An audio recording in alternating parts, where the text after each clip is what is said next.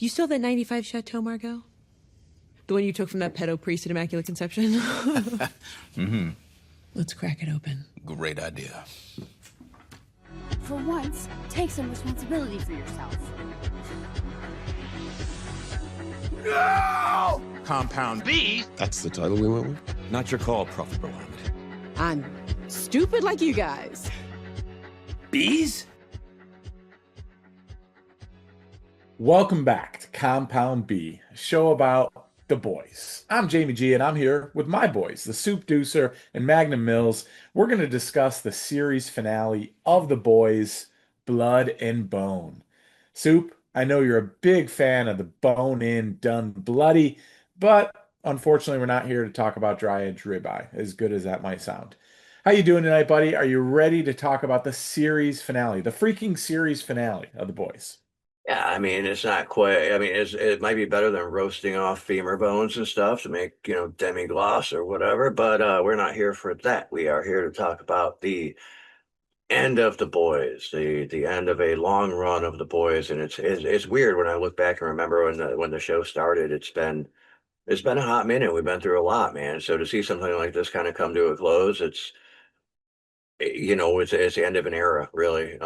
But overall, I'm not going to get into it, but I'm pretty happy with it, and looking forward to getting into the details here. And yeah, we're ready. We're here. It is what it is, man. So. Well, that right here, right now, I know Soup would probably rather be here with a tomahawk steak than a tuna steak, but we'll have to find out what the deep is doing down there under the sea. Maybe it is better down where it's wetter. I don't know if you'll take it from me, but if you stick around, you might find out here on Compound B, a show about the boys. Thanks again for checking us out. We are presented by Regular Dudes Watch Stuff. You can find us wherever you get your podcasts, Spotify, Apple Podcasts, all the good ones. We are also on the YouTube. We are on social media at Dudes Watch Stuff and on the World Wide Web at dudeswatchstuff.com. Very simple, very easy to remember, just like the flaps, FLAPS. Follow, like, and please subscribe. If you had the fun, you must click the thumb. From this point forward, there's going to be full-on spoilers for all episodes of The Boys, Gen V, and The Boys Diabolical. Literally everything is fair game for discussion here, and if you don't know, now you know. Now we know. And knowing is half the battle. This is Blood and Bone, Season 5, Episode 8, the 40th overall episode of The Boys, the season and series finale. Originally released May 20th, 2026. Directed by Phil Screesha. This is the 9th episode of The Boys he has directed. He is the most prolific director of the show. Written by Judalina Nira and David Reed. This is the 3rd overall written by credit for Nira. The 6th overall written by credit for David Reed. Their first written by credit as a duo. One special guest star in the finale. We get no Jensen Ackles, but we do get Giancarlo Esposito as Stan Edgar, however fleeting the appearance might be. Few guest stars here. We have Jess Sinclair as Marie Moreau. London Thor as Jordan Lee. Lizzie Broadway as Emma Meyer, Frances Turner as Monique, Marissa McIntyre as home teamer Rachel, and Jim Brewer as Bob Singer. The synopsis, according to Vought, is Easter Sunday, 2 p.m., live on @Vought News. Bear witness as Homelander reboots the universe. I don't know about you guys, but I'm a big fan of Jim Beavers, dude. Jim's Beaver it's not exactly like he got a run like he did in Justified, but it was nice to see him in there.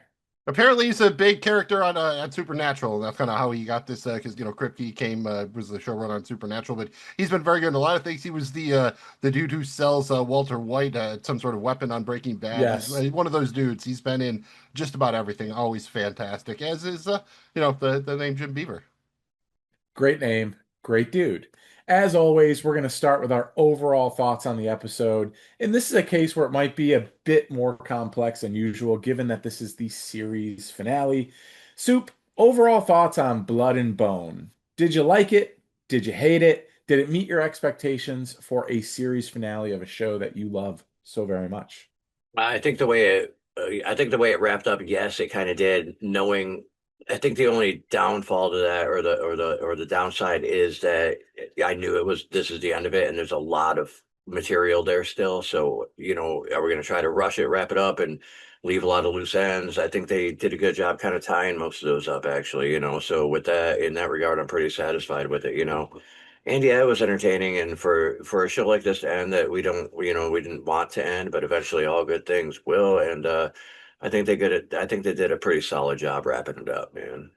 I think so too. I mean, it was only 105 minutes or whatever it was, right? So it wasn't like a little mini movie or anything.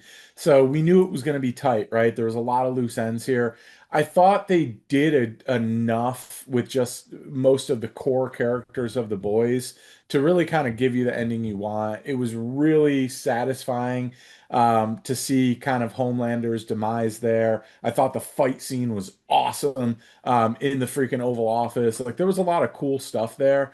I get that they didn't go full blown scorched earth, and I think some fans probably wanted them to do so. But I think I'm okay given what this was and how everything kind of settled. You got a little bit of a little bit of a happy ending in some cases for some folks, and in others, you got the ending maybe you wanted, maybe you didn't. I'm okay with this. Did it have everything? No. Are there some issues that I'm going to point out as we move forward? Yes. But just high level here, I think it met my general expectations. Mills, what about you?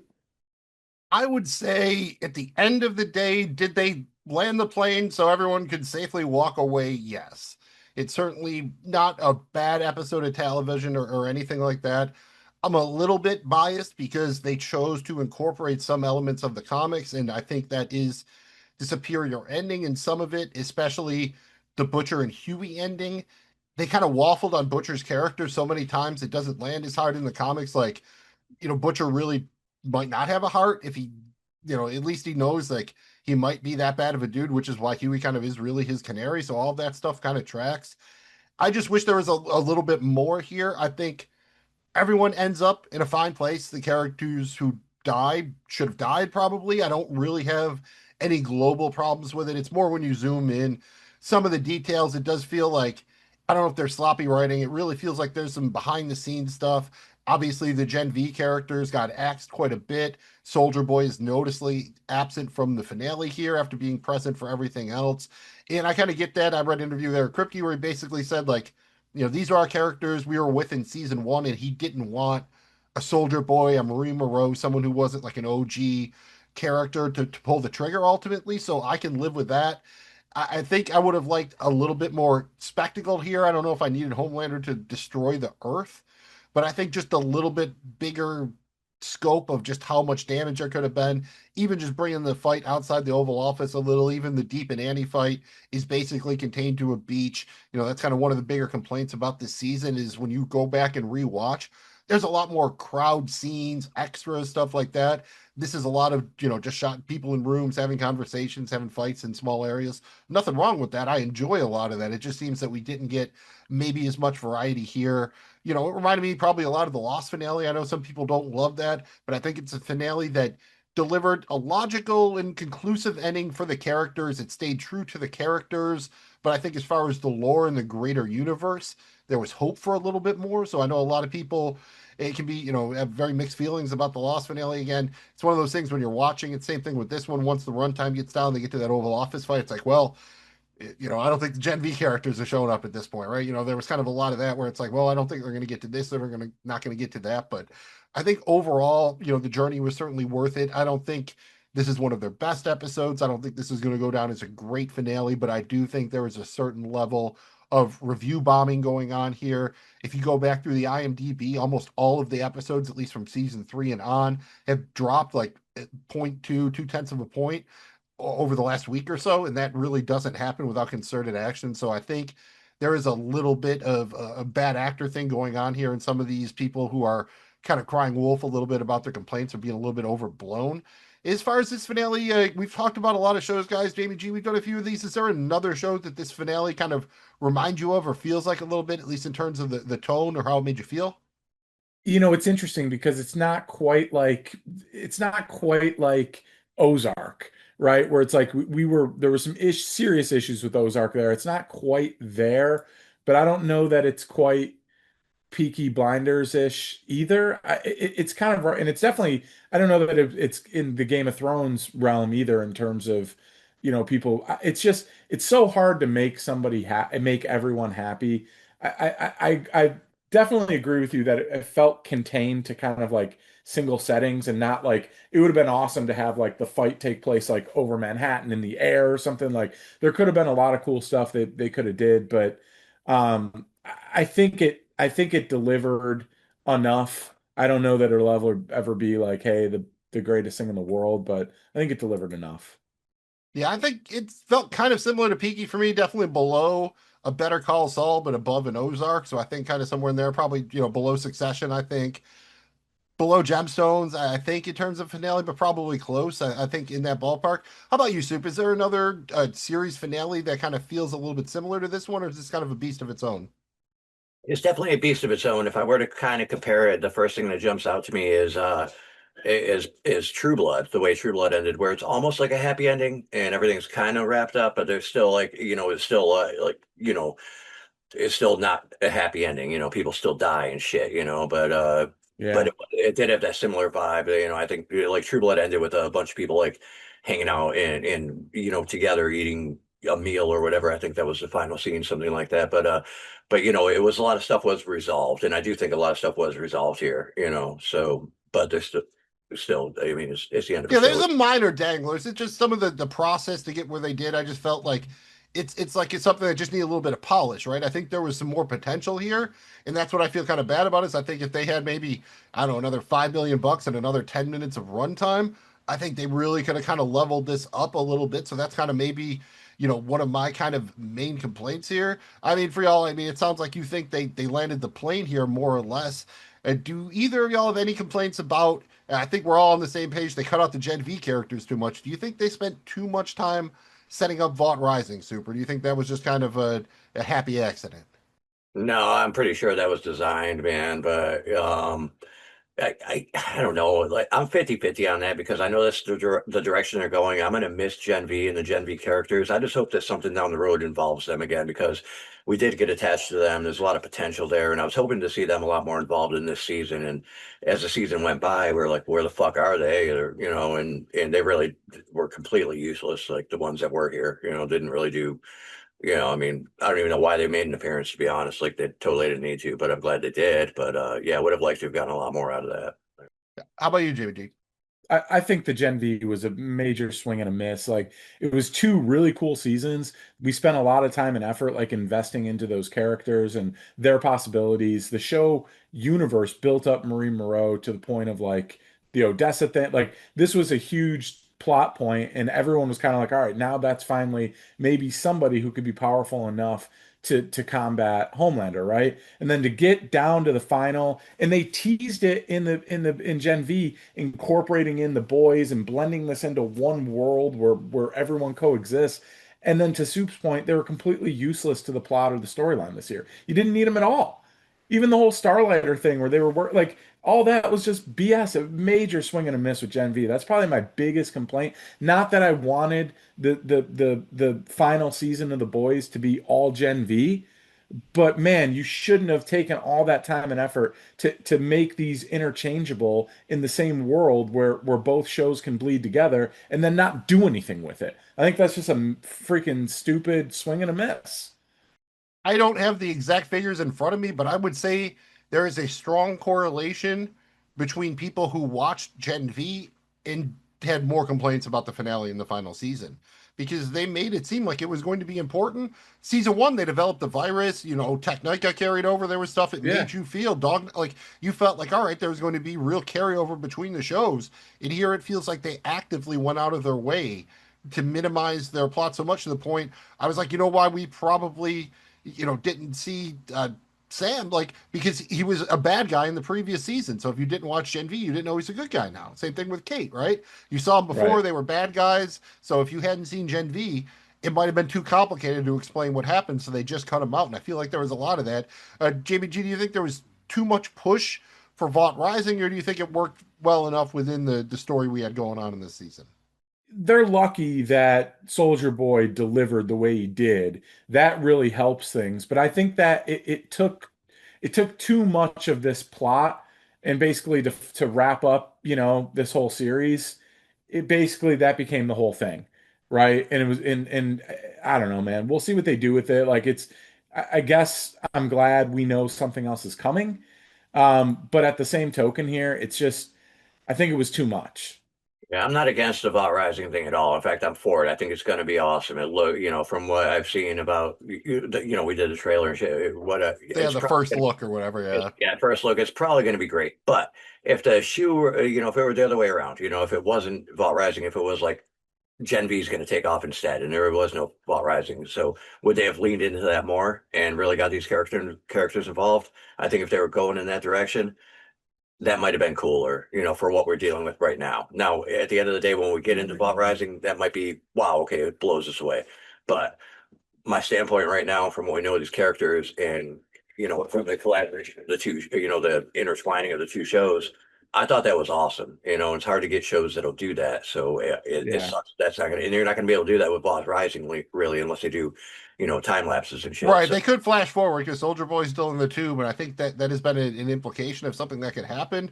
We saw kind of a similar timeline thing with Better Call Saul, so I think there is a world where if they really kill Vought Rising, it will add some value to the season because you'll maybe care about more about what happens to Bomb Site, like who that dude in the wall at Fort Harmony was, that sort of thing. So I think maybe retroactively they could bump up the grade a little bit, but it does still seem like there was some corporate influence or whatever way you want to cut it to kind of cut some of the Gen V characters out.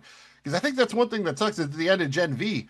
We did a fun kind of theorizing about how these characters would cross over. And Jamie, it doesn't feel criminal like we never got a scene with Emma and Frenchie. Like it just seems like there were some of those Yeah. combinations that would have been just so much fun, and they're all left on Yes. the table.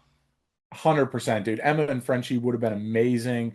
I hate that we didn't get more of that. Even like Jordan, she gets like one little look in this, she drops a zinger of a line, and that's basically it for her. But it was a great freaking line. Right, like we just didn't get enough of it. And I get the whole Vault Rising thing, and that's the future, and it's gonna be cool. But like, dude, we already invested a lot of time and effort into Gen V. They should have found a way to incorporate them a little bit more.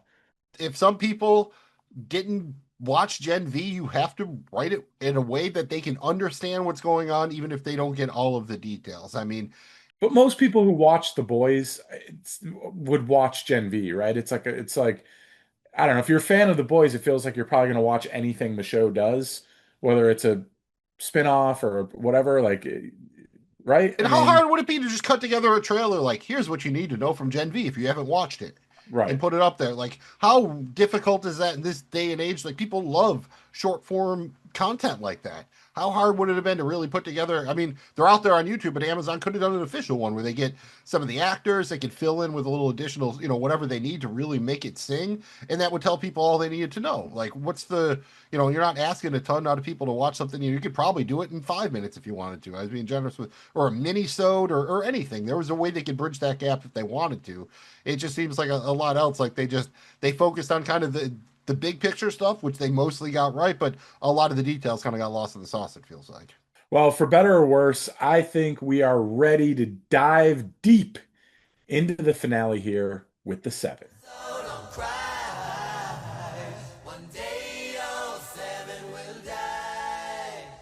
We are going to go at least 6 feet deep to start. We're going to start at number 7 of the 7 with Frenchie's funeral. I think this is something we had to see. You had to get it out of the way. But man, I think they wanted to show you, right? This is the series finale of The Boys. Frenchie's last will and testament is about 80% about people's assholes. Apparently, there are drawings. This was certainly a choice. I thought Jack Quaid absolutely nailed the delivery of this because you can tell he's reading it for the first time. The way he struggles, like reading Anus the first time, and like the guard who had colitis or whatever. I thought his read of it was fantastic. I think this is just one more time the boys are going to be the boys, and they wanted to, I don't know, kind of cut what could have been a really dramatic and sad moment with a bit of comedy. Super, I know you generally are like a no holds barred kind of guy when it comes to comedy. Did you like this? Did this make sense as kind of the last will and testament of Frenchie? absolutely, man. I mean, if there's anything, it definitely says Frenchie, and for his last words, it needs to be impactful in a weird Frenchie kind of way. And yeah, to add a little bit element of comedy to a tragic situation is nice. It's a little bit easier to swallow. Nobody, I don't think anybody, I think anybody who watched the show was a fan of Frenchie. Like, how could you not be? So of all the characters, it sucks to see him go, but it is what it is. And throwing his speech out there, and it almost reminded me of like a Saturday Night Live where they have to break character. Maybe if he was reading it the first time, and I hope that's what it was. Just do That it. would be funny if he, I mean, I'm assuming they rehearsed it, but that would be kind of hysterical if they did a last minute switch or something, and that was Yeah, yeah. the first time that I mean, he wasn't reading. I guess he could have been reading it on. He had paper in his hand. I guess they could have done it. Could have got away with Jamie that. G, Yeah. Jamie G, did this work for you? Did this kind of seem true to the character of Frenchie, and did it get a chuckle out of you? Yes, I love this. I thought it was a great way to start the episode at Frenchie's funeral because there was a little bit of like, I don't know, just call it like, the hope that like Elvis never died type of feel here, right? Where like maybe he's gonna come back, like maybe they found like it was good to get some finality, some Frenchie finality there. But I thought the delivery of that, if you zoom in close on it, it's a little, there's like one still shot you can get where you can kind of read some of it. Absolutely great stuff. I love this. It was so true to Frenchie, so true to the boys. Made me laugh. It was a nice way to execute what is a really difficult thing in Frenchie's final funeral there.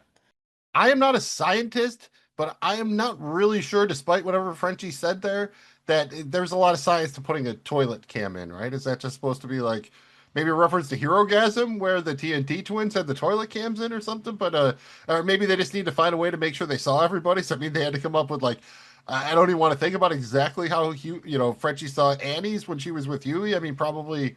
Maybe they were working on the Kama Sutra or something like that, or whatever. She can fly. I mean, they could probably do a number of interesting things there. And Kamiko can't fly, but she does have the power. I don't think this is really a surprise. They set it up. It would have been more of a surprise if it didn't work. Jamie G, when they were first doing it, when Sage starts kind of berating Kamiko about Frenchie being her pet or whatever, did you get what was going on, or did you think that all of a sudden Sage was like really being hostile for some reason? After about the first minute, I kind of got like, all right, she's trying to bait her into using this and trigger it, right? Because it's supposed to come with extreme anger or emotion. So I think after the first little bit, it's kind of like, okay, that's what she's doing here. She's baiting it out of her, and it worked. I mean, again, I kind of go back to like, I don't know that I love that this was the final kind of solution to it all.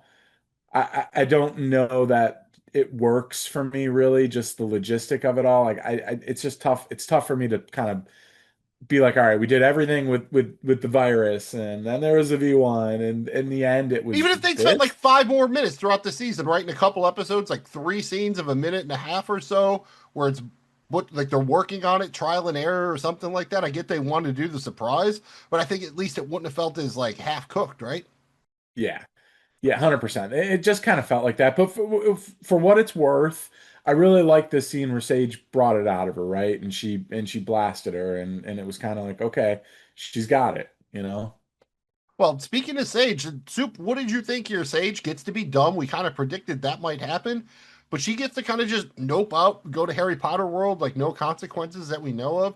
How did you feel about the way they handled Sage?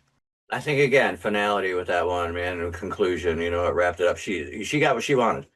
Same thing with bomb site. Closure, freedom from the superpower life. Yeah, she didn't seem too upset about it. I mean, maybe just really I excited mean, about from going to what Harry she Potter heard, world. a lot of her direct quotes were, man, she just wants to be left alone. She didn't want that, and she got it at the end of the day. She was a winner. Well, I don't know if you get left alone going to Harry Potter world. That's a case where I would have loved to have Well, at that's least when seen she her was like super a smart. Now that right, now right. It's a whole different you know, story now. She right. can handle people now. Now she can be a people person. She doesn't need Yeah. to jump to conclusions, man, anymore. She's there now. She's a little bit dumber. And Jamie G, I know you had some problems with super smart Sage. How do you feel about as stupid as all of you, Sage, getting kind of not really a happy ending, but getting an ending where she's not in jail or dead? Yeah, I think it summed it up, right? Like the alternative was she was going to get what she wanted and watch the world burn while she sat alone and lived in misery because she couldn't get her Taco Bell. So I think this was probably, I mean, her whole character was like giving herself the lobotomies and dumbing herself down. She got what she wanted. Overall, I think her character was a major swing and a miss for the show. I just don't know that it did really anything. Um, I don't know. You could argue with that, I guess, but it's fine. I'm fine with it. It's whatever, it's whatever. Well, I would say that the super soup trope It's what we would call a bob when we're talking about sports, right? A boom or bust option. It's either Yep. going to work great if you can write it smart enough, or it's going to end terribly. There is no middle ground with trying to create the smartest person in the world, because if they're anything less than that, it feels like a failure. So I think in this case, it was ultimately a failure. I don't. She impacted the plot in the way you would want, in that it was not really like as devious or sneaky or as smart as it could have seemed, right? It seemed like there were things that she missed, and the whole idea that she just can't like anticipate love or whatever felt a little bit weak. So I don't necessarily mind that she gets to live out her days as a simp or whatever like that. Good for her, but I think the character overall, it was a little bit of wasted potential.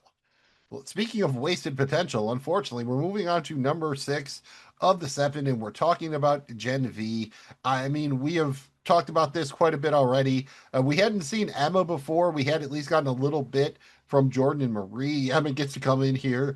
She gets a great line about Homelander having a weird dick. She's got some cool red hair. It's very on brand for her. Jordan had another great line. The most meaningful thing, probably, is Annie does get a nice exchange with Marie, where she talks about meeting Maid for the first time, and she's like, kind of like, yeah, I was kind of annoying, and she seems kind of jaded. She's like, never meet your heroes. And Marie talks about basically, it worked out okay meeting her hero and Annie. She brings back Annie's audition tape for the Seven. That's a nice callback to the pilot. Since when did naive and ignorant become the same thing, or whatever it was? Like, I thought that was really well done. Jamie G, I know that we don't like the lack of the Gen V characters, but did you at least enjoy what we got from them here, even though they literally just shipped them off to Canada? I enjoyed the lines from Emma and Jordan. I thought the way they use Marie Moreau has been a huge, massive waste. She was billed as this incredibly special thing, and all that she can do with the blood and like we get like a sympathetic moment with her and Annie. Like what does that do for the show? Like nothing. So I don't know. To me, it's a swing and a miss. I think that was an attempt at like tying up a loose end between the two of them, but we needed more. We needed more of a I don't know, like more out of those characters if it were to even be impactful like that. I mean, there was, yeah, Annie was in Gen V too. That's why there was that history there, and apparently they had been helping a little bit here and there throughout the entire course of the time frame between the Gen V and whenever the last, when did they show up? The episode before last, like the second to last episode or something. Yeah, basically, yeah, the penultimate. I just, again, back to the whole day. That's an area that could have been utilized a lot. But, and I get it. There was a lot of other shit to wrap up too. I don't know. At this They point, just dropped the ball, right? I mean, it's hard to think of. I was trying to come up with a comparison on another show where they dropped the plot line so bad. I know it's happened on other shows where they have to kind of randomly drop stuff, but this is the one that's most fresh in my brain, and it's annoying. yeah, and also it would be different if Gen V were to continue. But since that's not going to be a show anymore either, that's what really sucks. You had to give some finality to them, and what better way than let them either live or die helping, right? Like get them in the fight, dude. That was their whole thing with Gen V, was their ability to kind of get themselves in the fight and figure out a way to work through it, right? We didn't get any of that here. Like we get one little exchange where it's like, oh, well, it worked out okay meeting my hero. Cool. What is that really like? That didn't like, I don't know, man. To me, it was a huge waste. It was a bit of a letdown. For Big let. better or worse, if they couldn't go the comics route because of the way they'd gone, I would have been cool with nothing works against Homelander except for you get like 20 soups and they all beat the shit out of him at the same time. Like theoretically, the power scaling so off. Like if you had enough of them, it might work. That would have been fun and unexpected, kind of. If just kind of like that, you would have required like Queen Maeve coming back, some people like that. I don't know how well it would have worked. I guess you could have got 10 feet back in the mix, but I don't know. I would have been there for just any way you could have gotten them more involved. I guess the only thing we have going for us is Kripke has said, like, he had more story to tell for those characters. If they do flash forward with Vought Rising, I think it's far more likely that we get Gen V characters than we get MM or Annie or Huey or Kamiko. I think they're more likely to be in play. It wouldn't surprise me to get Stan Edgar, Ashley, some of the Vought people. But as far as the main cast here. I think it's far more likely if Vault Rising does flash forward to the events of post finale here that we get the Gen V characters. So overall, I think we're Definitely all kind of does. there. Big swing and a miss overall with Gen V. And let's be honest, if you go back and watch the trailer, it feels like the Gen V characters are in like 25% of the trailer. They're not even in 2% of the season. They might be in Yeah. 0.2% of the season. Yeah, it was a bit. Yeah, it was a big letdown, dude. And just so much was invested in those characters, and I hope that they do a flash forward because of just how built up it was, and the time invested, like as viewers and everything too. You know, and the amount of time they spent making these. Like, I still don't know why they canceled the fucking show. You know, when it was mid season of the boys, and we're like, oh well, maybe the virus drops and there are no more soups. That might have made sense. The timing was weird. Other than that, why they do that? Because like that could have carried on, you know. So if they can find a way to tie it in with the Vault Rising, great. But like there's so much left on the table there. It just seems like they put all this stuff out there and we're like, ah, fuck it, forget it. You know, like Yeah, home. that's the kind of stuff that bothers me with this finale. It's not the finale in itself. It's that it feels like there was a lot more than it could have been. It's more wasted potential than complaints about what we got. Yeah, the main cast of the boys. Okay, well that show is over now, so that's rightfully so. But the Gen V characters, they're left dangling, like you know. I mean, so they deserve a little bit more, I think. Yeah, 100%. I don't think there's any way around that. The only good news is Ethan Slater is showing up on Vaught Rising as Thomas Godolkin, so there's some direct connection there. They have hinted that Stormfront can still be alive, so I do think there is a way that Vaught Rising could potentially pick up as a little bit of a kind of sequel to what we get here, but we don't want to get too far ahead of ourselves because, maybe OG Ashley could show up, and she does show up here on number 5 of the 7. We got to talk about that vault life. A lot of it's in the White House. You have Ashley, you have the old father, and Deep obviously kind of comes back in. We were wondering how he would come back in. He just comes back into Grovel. And then you also have Ryan. He kind of has to get thrown in somewhere here because he basically has a couple of, well, 2 real scenes. He's got, the scene with Homelander. Then he shows up at the fight at the Oval. I thought his scene with Homelander in Russia or the cabin, wherever he is, I thought that was great. That was one of my favorite Ryan scenes of the series because he finally just stood there. I think he knows Homelander could kill him if he wanted to, and he just told him what no one else would tell him, right? Like, you're just the weakest person ever. Like, I know A Train said it, but he's the first person not on his deathbed saying it here. Like, dude, just like telling people telling you you're a god because they're scared of you doesn't make you a god. Like, just, basically the same theme it's been this season. So at least they're consistent with that. Like, Homelander is basically just a bully because he has these powers. I thought this was a nice development for Ryan here. Jamie G, did you like this scene with Ryan and Homelander? Do you think it did a good enough job of setting up why he ultimately, shows up at the main fight and then, goes the way he does at the end?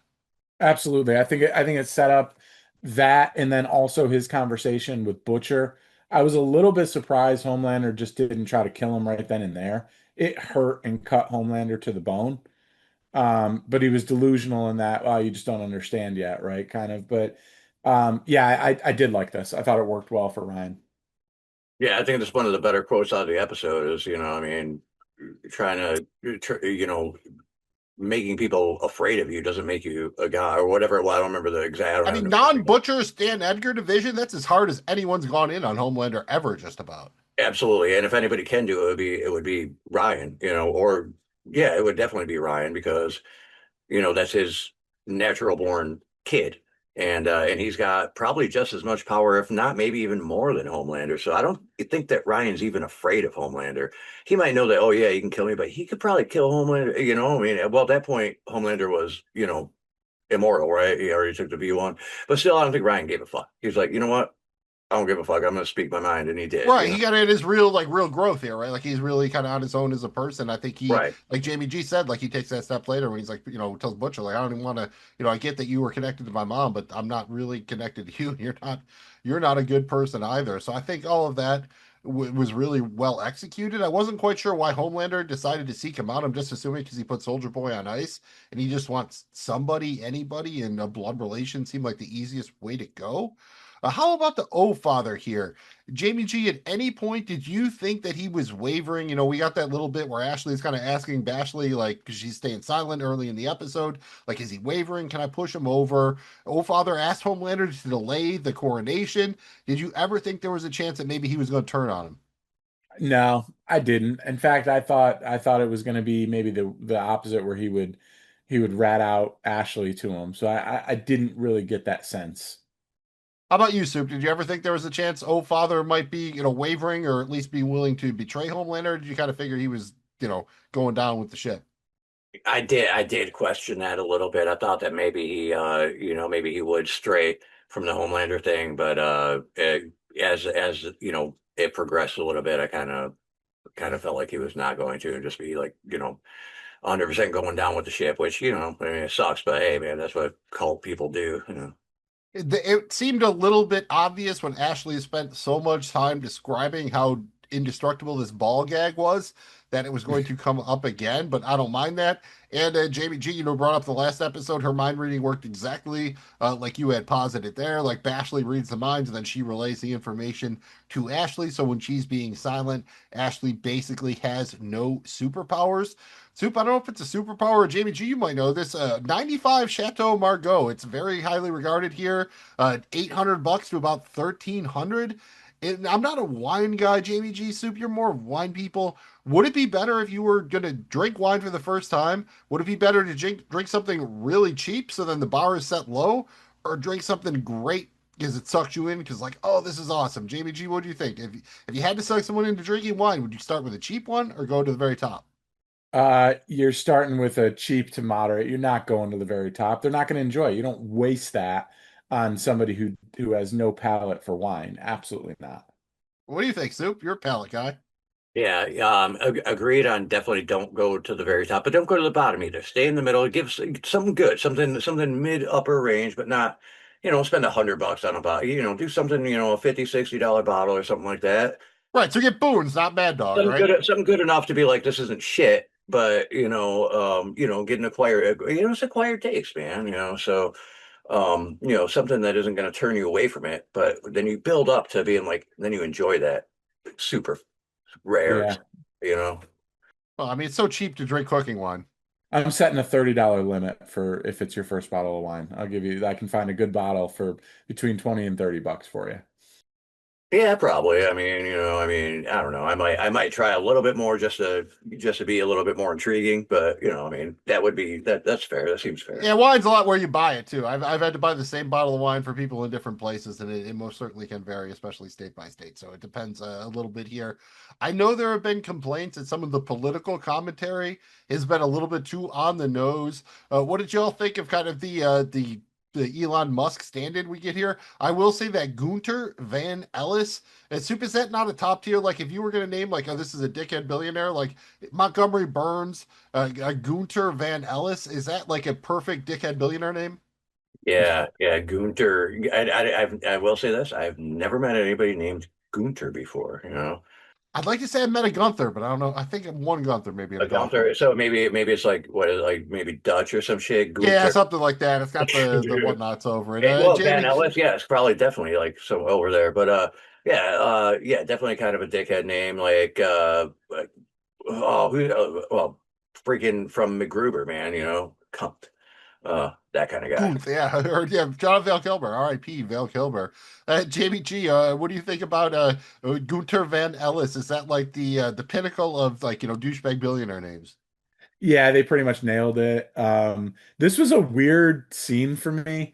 I got to be honest, it was strange with the whole like take him to space thing. I don't know if he just like left him there or if like it was a weird it was a weird thing. And how quickly he got there, it was a weird Well, scene. that created issues kind of with people because they're like, all right, if he can go to space that quickly, how can he not fly away from Butcher's tentacles? Especially because we saw in the season premiere that Homelander was faster than that, but A-Train was faster than both of them, when everything was slowed down. So, that's again, I think if you get into kind of the granular stuff there, if you start thinking about it too much, it kind of falls apart. But, again, just like we have some people work without paying them, like, oh, slaves, like, yeah, that's Unfortunately, it does feel like we are going there a little bit. So some people had some complaints about that.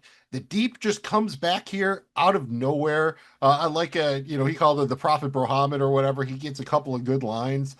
I thought Homelander absolutely, utterly, as bad as Ryan destroyed Homelander. It's like Homelander took that hate and channels it back on the Deep. Jamie G, I mean, this is just withering, right? I mean, the Deep is done. Oh. He's given up everything for Homelander. And Homelander is like, you're so pathetic. I can't even be bothered to kill you. I have never had less respect for anyone in my life. In fact, Kevin, the only reason that I haven't fucking killed you is that I want you to feel deep in your heart how truly worthless you really are. Yeah, it's dude, he shreds every bit of any trace of self-respect that was left in the Deep is now just absolutely incinerated here. I think it was like that I've ever met in my entire life. I mean, it's a statement, dude, that Homelander gives him here. So yeah. And the fact that it's always but since the moment he met him. Like that's yeah, he shreds him here, man. What do you think? Soupy made him feel like tiny, like Thumbelina, like just teeny. I think maybe Deep finally swallowed that because he's been taking it for years, man. And it's ridiculous. If the Deep were cool, like if he would stand up for himself, he would have been a great fucking character, man. A lot of power there, controlling the fucking, having the water powers like that, man. And that sucks that he was such a bitch that he could never all he did was suck Homelander's dick. And Homelander just fucking kicked him in the nuts the entire time, man. And he never realized it or never gave a fuck. He just wanted to keep doing it out of fear of Homelander, and that's shitty because he was such a pussy, for lack of a better word. It was basically his demise. Because had he been able to stand up for himself, he wouldn't have been in the position he was in towards the end of this, and maybe he would have been able to come out, semi-victorious or at least alive somewhere, or at least have the ocean or the water to, retreat to. Oh yeah, that whole 80% of the planet stuff that he was the Lord over. Only most of the Earth. Yeah, I mean, yeah, but they could have. Anyone can kind of make fun of Aquaman. I think it's very easy, and I think Chase Crawford did a fantastic job with the character. Yeah, of course, right. I think they literally kept him alive far longer than they should have, just because he was so good at it. That they just couldn't bring themselves to kill him off because he was just so much fun to have around. So I just think that there would have been a lot more potential with that character had he been a little bit more, he had more balls, Yeah, or at least even when he teamed up with his Scientology wife or the Church of the Collective wife, whatever it was there for a minute there, she had some brains and she had him making moves because all he needed was a little bit of brain. It wasn't, it's not like everyone else is that smart in this universe. They're all very self-absorbed. Just rewatching the pilot, it's amazing how many people are complaining about points on their movies and stuff like that. There was so much kind of corporate stuff in the beginning. I miss getting away from that a little bit, but I did love that they managed to make a hell of a Robin Hood, Prince of Thieves reference here. What you do need is a crusader. Where did you learn about the Crusades? The Bible. Ever heard of it? It's not in the Bible. Let me guess. Indiana Jones. What? No. Robin Hood, Prince of Thieves. No, it was Robin Hood, Prince of Thieves. Jamie G, did you enjoy this? Because it is referenced again a little bit later in the episode where, Deep thinks he can get rewarded, just like Sean Connery rewarded Robin Hood at the end of Prince of Thieves. Yeah, I absolutely love this. I mean, I guess it would have been cooler if it was a Men in Tights reference, but this was good too. Yeah, I think it was a little bit closer to Will Scarlet than a Robin Hood himself situation there, but well, I think to bring Slater into the mix. It was cool for the callback was definitely cool. So then we kind of get two different kills here. The Deep and Father both bite it. We get Andy kind of taking the Deep off. They have their fight on the beach. And then we have Huey and MM versus the Father. Jamie G, which one of these did you enjoy more? We'll talk about that one first. Well, I love the setup to the Oh Father death where, MM sees the ball gag and he's like, "What?" It's like, and you're wondering what it is for a second, and then it all comes together there. I thought that was great. I love that I want to give them some kudos here. The setup of that was awesome from earlier in the season when it comes flying off and shoots into the door or the wall or whatever. I really like how that came around, but I just think the Deeps was so fitting that I'm probably gonna say that was my favorite one of the two. Well, you started with the Oh Father one, and I do want to say like two good things and a bad thing. Like the ball gag thing, you are right that the setup was great. I love that. I don't agree with the idea that MM was able to just kind of like hold it over his mouth. Like it probably would have blown his arms off. So that is, a little bit of a complaint on that point. So I didn't love that. Like, MM again doesn't have superpowers, though he can get shot and not get hurt. I also loved Huey. First, like he does a Huey thing, sometimes he gets to work on his electronics and surveillance here. He knows that he can set off the fire suppression system to give him some cover. And then, dude, shout out Jack Quaid. This is a real like Carl Urban as Billy Butcher imitation that he does when they're running away to try to draw on the O Father. Like I honestly thought it was Carl Urban. Like the He first, like I nails wasn't. it. It's so perfect. So again, I don't love everything about this. I think it's fine that old father died. I just again just get the get the gag around him first. Soup, how do you feel about the old father's death here? And do you think Jack Quaid can do a pretty good Carl Urban impression? Apparently. Absolutely, man. And actually, I'm going to start with this. Jack Quaid, from the beginning of this, from episode one until the end of it, he's just been spectacular, man. And I hope he has an awesome career. I hope he goes on to get another iconic role somewhere. Or, hopefully we see him in a lot of shape because he has the potential. And I don't know if he's been in other stuff, probably, but I feel like he can be big and he should be. And Carl Urban also, the Mortal Kombat thing's blowing up. He's going to be in. So both of those guys are great. But yes, the acting spectacular. The scene, back to the point here. Just had to give my props. But back to the point here. Yeah, I mean, it was a great scene. But you're right about the whole MM. I mean, he doesn't have the superpowers. So there, right there is one of those things. Is what does that make sense or not? So if you wanna, nitpick a little bit, then there's that. All they But had to do was like put a mechanism where they could have cinched it together quicker. Like that's it. Like just something where it's one of those like zip tie things. You just pull it like real quick and then he dives away, so it's like cinched. yeah, I don't know if a zip tie would. That's the thing. Like, would a zip tie even stop it though? Like, if it's that powerful, like with the, It's made out of some super Kevlar or something. Like it'd Ashley have was to very be specific about all of these. like, They went out of their way to again, Jamie G also has a point. Like they set this up as well as they set up anything in the season earlier on with his powerful scream, and we're gonna have to find a more powerful ball gag. So I think they did a good job to and set that's it just up. with him banging, dude. Like, if he does that when he's been like, and in this case, he's fighting for his Right, life. fight or flight. Like, I mean, yeah, you would think fight's a little stronger than fight, flight, or fuck. It depends on which one is stronger, but I they think can all fight be is pretty generally the intense, strongest but probably of the three ops. If you're going that way, and then we have the Annie Deep fight. I don't mind it. I thought the Deep had an incredible moment where he refuses to take responsibility for his actions. My main complaint is that Annie takes him 50 miles from where they are and brings him next to a beach. Like theoretically, the Deep is the strongest when he's close to the water or in the water, really. Annie is her strongest when she's close to a power source. Instead of like going to a power plant in a desert, she's flying 50 miles. I don't know if you get to a desert from Washington, D.C. in 50 miles, but you didn't have to go to the ocean. That bothered me, especially because she didn't know that the ocean was against the Deep. And this is here where it feels like lazy writing or just time misspent, because if you had 90 seconds where Annie watches that social media video from the previous episode where the Deep wouldn't save the drowning dude, then it's not that hard for her to put two and two together and be like, he doesn't want to go in the water for some reason. Maybe I should put him in the water. And that makes everything make far more sense than it does here. So I don't mind the way it goes down. I think it's perfectly fitting that Annie gets to take the Deep out.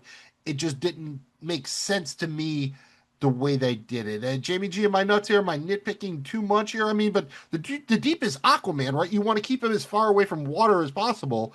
At least if they were going to land there, at least show, like you said, in the air, right, where he forces that. Like she could just go the other way. Like why would you go towards water?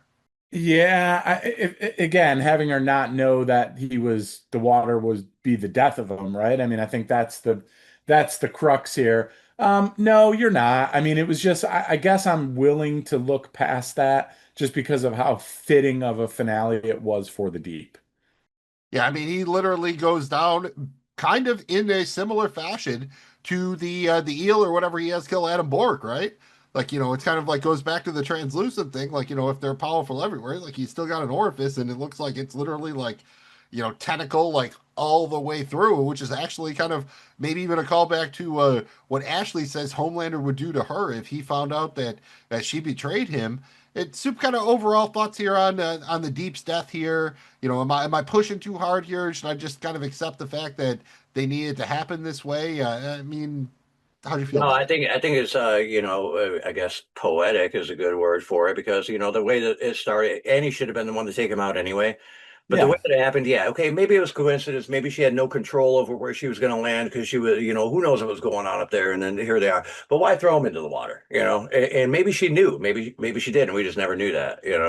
But either way, even if I did land there, I'd probably keep him out of the fucking water because if I'm trying to kill this guy, I'm not going to put him in there. Right, it's where That's that's anyway. his like whole thing.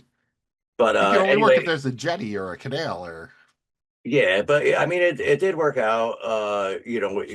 As far as again, like poetic justice kind of shit. But yeah, I don't know. It was fitting, but there are some questions as far as like how that happened. If it wasn't coincidence, or if she didn't know and we just didn't know that, then it doesn't fucking make sense how it happened. But But what if she knew? What if she knew and they just didn't set up Well, that's showing why I us said that she just knew? show her watching that social media video from the previous then it makes sense. Yeah, episode. That would take like what 20 seconds, Not and it even. would add so much context to it.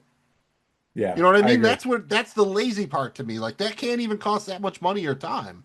Like that should just feel kind of obvious to me. So that bothers me a little bit. And the other thing that bothers me is they literally brought in Samuel L. Jackson in the previous episode to stress the March 15th massacre or whatever it was. And instead of that here, all the sea creatures are about getting justice for Ambrosia, which was the mollusk or whatever, the octopus looking creature that Deep was fucking that Tilda Swinton voiced in the previous season. Jamie G, did that surprise you? To me, I could have forgiven the other stuff, but then the fact that they did that as well was just too jarring for me. It's like, why did they make this so kind of awkward here? Again, am I nuts, or should this more have been about the whole oil spill thing? I thought the reason why they turned on him was because of the oil spill. And that was the whole thing. The justice for Ambrosia didn't make sense to me either. Yeah, they're just screaming it. No one's saying about the massacre. They're all screaming about justice for Ambrosia.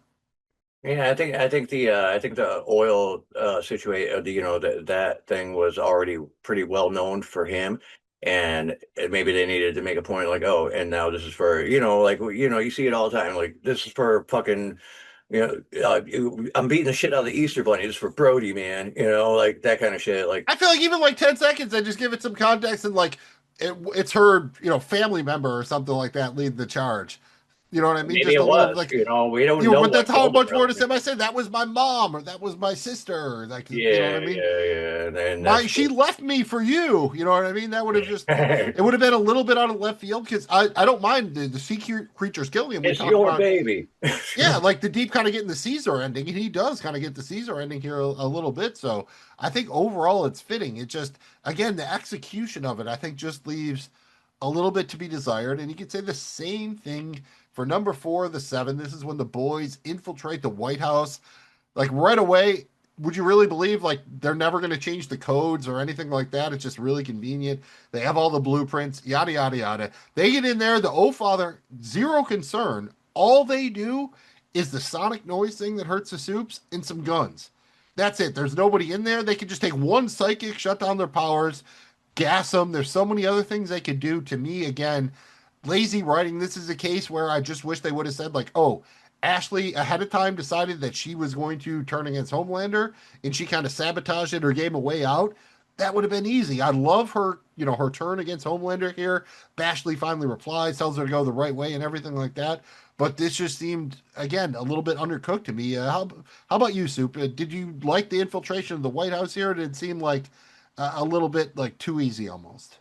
Definitely seemed a little too easy, but there's also things like, yeah, some of the shit probably would have been better had it had some kind of explanation or, something to guide you into what was going on. But also on the opposite end of that spectrum, I do like the idea of us as viewers being able to kind of take on some mind of our own to how this or that might have happened, without being guided towards it, and not to dive away from the actual story or plot line, but sometimes it's nice to have, that little bit of freedom to wonder and, oh, maybe that was that, maybe it was that, maybe it was that, you don't want to go too far off the rails with those. It's a fine line, but sometimes it works. In this case, it's like, yeah, you're going to question things, but if that's one of the, if I'm left at the end of this season questioning those, the couple things we just been talking about, yeah, it's that, but it's not that bad. Fair enough. I mean, just the idea that, like, Kimiko or Annie trying to shield who's supposed to be like a much bigger dude from the bullets. You know what I mean? I'm not sure exactly how all of that works. Again, logistically, I just have a couple of quibbles with that. Jamie G, do you have any real kind of complaints here about their infiltration of the White House? Am I nuts here? Did you like the heel turn by OG Ashley? Well, dude, even for superheroes, I think it would be difficult to, get in that easily. And I guess, the other thing too was like they made a point of like, oh, father being like, well, we're ready for it. We're protected. Were they?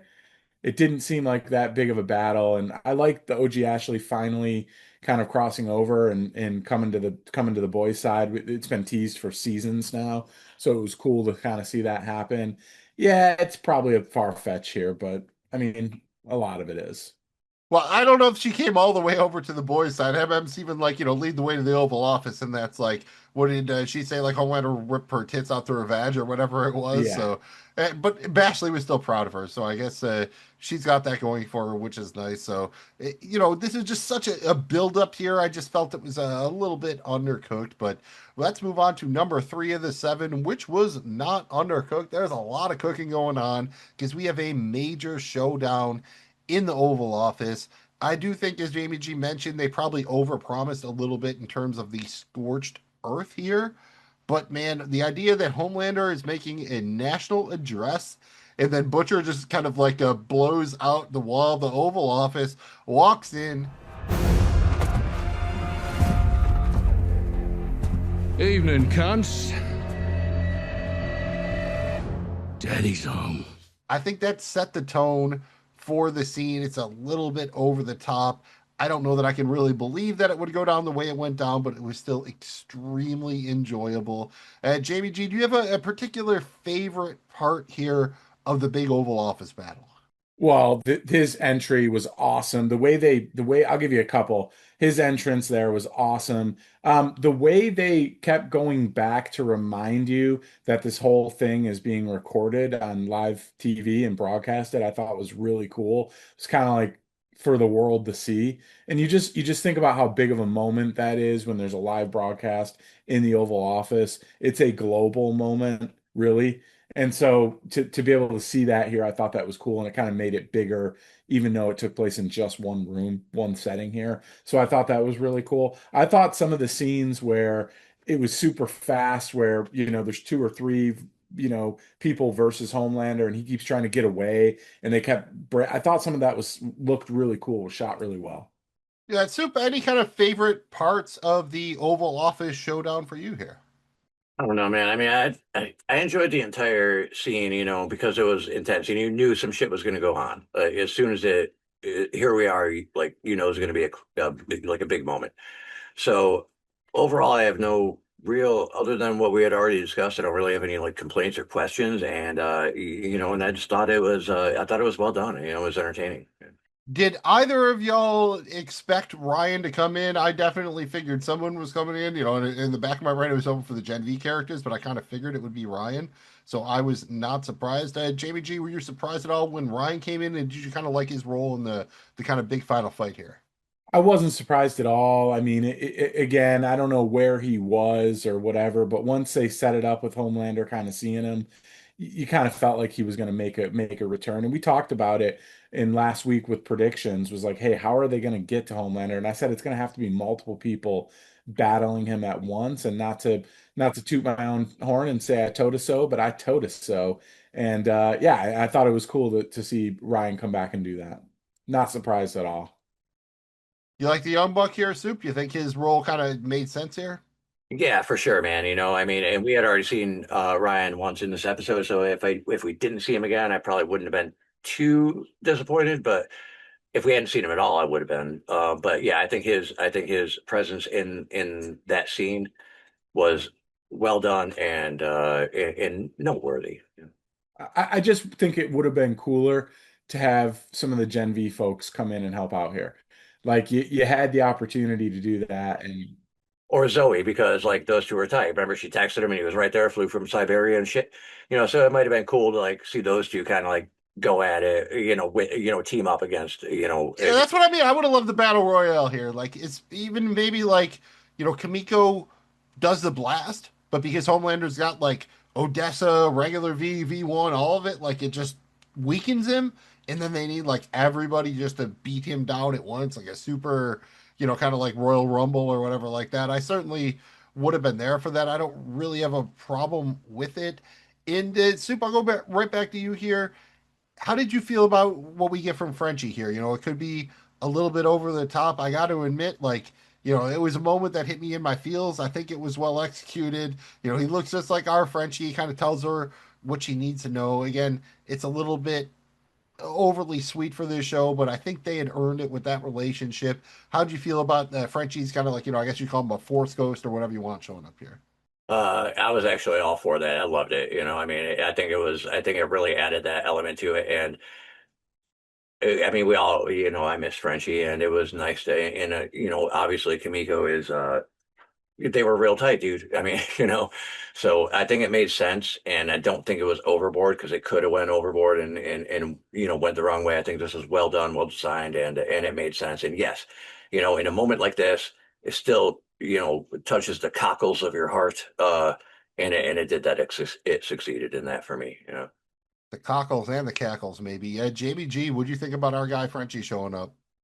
yeah, I thought it was fitting here, and you kind of I thought they set it up well where she couldn't get the power going, and he reminded her that it was the power of love or whatever, and so I definitely like that, and it kind of set up her ending too, which I thought was cool, kind of to tie a bow on Kamiko there. So yeah, I thought it was fitting, man. I was glad we got to see him one last time. And you get to reference Huey Lewis in the news. That is the power of love. After they get depowered, again, once Butcher came in with the crowbar, this is something that's kind of very related to the comics. I wasn't surprised about that. I was surprised with the way Homelander begged. Jamie G, I'll swing it right back to you. Did you enjoy this final bit from Homelander? We heard everybody tell him throughout the season, without your powers, you are nothing. You are a sniveling coward. He proved it here. Did you enjoy this final bit of begging from Homelander, or do you think it was like maybe a little bit too much? No, I thought it was perfect. Anthony Starr nailed this here, dude. The look of the bloody face and he looked crazy. I thought this was awesome, dude. I loved to see it. It was kind of what everyone wanted in terms of like Homelander's demise. We wanted him to be stripped of his power and be left to deal with it. It wasn't like a permanent setting where he was left to deal with it, but it was bad. And again, on national TV, so big fan. Huge fan of this, man. I mean, having him realize that he has no power and he's completely fucking, he's worthless at this point. And all the shit that he's done, which he would have never been able to do without his powers. I mean, it took everything away from him, and it was just great watching him try to like, oh shit, I can't fly. Yeah. And then His can't fly moment was outstanding. Yeah, And his can't laser moment was great too. Yeah, even Butcher like flinches. That was all very well filmed. Like I wanted epic, but some of that small stuff was really well done here. Absolutely. Back to Anthony Starr's acting. Well, all of them, but just the look and the way, like, when he was realizing, you could tell in his face, like, oh fuck, I'm fucked right now. And he was. I would have liked to see it go on a little bit longer, and ideally, I would have liked to see him have to live without power. But in the long run, he could end up getting it back. Who knows what happens in the world? So having him taken out, I guess that was the ultimate ending for the show. Anyway, it's the conclusion of the show. So, it was a little bit of a different outcome that I had thought, but I knew it would. I knew it would end kind of like that, going the direction it was, and I'm fine with that. I like the way that happened. I mean, it was cool. Other than Homelander maybe being a little bit tortured more because of the bad shit that he's done to people for decades. He deserves a little bit more. You don't have power now. You're going to get fucked. Kind of moments, other than just killing him right away because that's an easy way out. But either way, he got what he deserved, man. Yeah, because we've already seen a depowered Kamiko take V and get her powers back. So theoretically, he Right. could have, and the showrunners brought that back up. So probably too dangerous to let him Better live. to not take the chance. Yeah. Right. I wish they would have made him maybe confess a little bit more to some of the stuff he had done to just kind of like lay it out for everybody. But I think the main thing Yeah. here is when this was happening, this is the spot where I would have cut back to the characters previously, right? Like Countess Crow, Rick and his family, Annie's, Huey's mom, Annie's mom, that kind of thing. To see some of the other people reacting to all of this live, I think it would have had a little bit bigger of an impact. So You know what? Actually, dude, you brought up a really good point. It would have been a lot more impactful if he would have been forced to confess all the shit and be like, okay, Starlight isn't the bad guy. I did kill all those people on that plane. Instead of sucking my dick on TV, tell the world that shit. Tell the world the truth instead. and And then then, Butcher can kill him anyways. That's fine. I would have liked that a little bit better. Again, probably nitpicking. I have no problem with Butcher shoving the crowbar through his brain. I just maybe just again, like you said, suffer a little bit more, but not even torture. Just like a true yeah, trial, a little more justice, maybe. exactly. Yeah. Yep. Yeah, I just don't know that that's Butcher's style, but I agree. I think that would have been great, especially in front of the world, right? How do you avoid ever letting people fall for another maniac like that again, right? It's to get it all in that out there and expose every single thing. It was satisfying though for what it was, right? Like it was satisfying to see him so weak, even though it was brief. Yeah, and like Soup said, Anthony Starr's portrayal was just absolutely fantastic. Like just sniveling, like exactly, he's somewhere, I guess, up in heaven or wherever. A Train's laughing, right? Because this is exactly kind of what he called Homelander out for the premiere. So that I will give, some nice writing here. I do think they do some good callbacks both through this season and throughout the entire series here. I just think some of the details felt a little bit sloppy, more or less. But overall, was this a satisfying death for Homelander? I mean, this is what the series has been building up to. Soup, satisfying death for Homelander. Did they do the job? Yeah, I think so, man. I mean, it was graphic enough to where it wasn't like overboard just for the sake of being overboard, but it wasn't too weak to where it was, not as impactful as it should have been. So I think it was right there where it belonged. Yeah. Couple of good lines there too from Homelander with "You ain't nothing now." Like I really appreciated that, and it was kind of a little bit of, like you said, justice, man. Just because everyone wanted to see Homelander's been so horrible forever, it was nice to kind of see him get some of his own medicine there. Yeah, so I think even though Kamiko getting Soldier Boy's powers suddenly wasn't the optimal way to take him out, I think overall it was satisfying, right? Yeah, I think it totally worked, I mean, at first I was like, okay, Kamiko's got powers, and I was immediately thinking, oh, she's going to be able to bring Frenchie back, or they get Marie Moreau to bring French. I wanted Frenchie back, at the end of the episode before that. I'm like, oh, fucking. But after a little bit of the episode went on, I realized that probably wasn't in play or on the table. So whatever. But I got past that, and then you know, being that it was her that was the one to be able to take his power, I just thought it was kind of brilliant because it wasn't the virus, it wasn't anything else that they had been kind of building or working towards. But the fact that he was susceptible to that, even after taking the V1, is kind of questionable. But it worked. Well, there's a nice little bit of irony because ultimately Kamiko had her powers because Homelander spread Compound V out to try to give, super terrorists a way to rise so then Soups could get in the military. So theoretically, at the end of the day, they did it to Kamiko because she could regenerate because she had the V that Homelander gave her originally. So theoretically, he brought around, the seeds of his own demise. So that's always some solid writing. I like that full circle shit. And next up at number 2 of the 7, we have kind of the aftermath of the big Oval Office fight, and then the huge showdown between Huey and Butcher. Let's start with the little bit of celebration before we get into the Butcher and Huey of it all. I obviously think that the Kimiko talking this season was a little bit divisive here.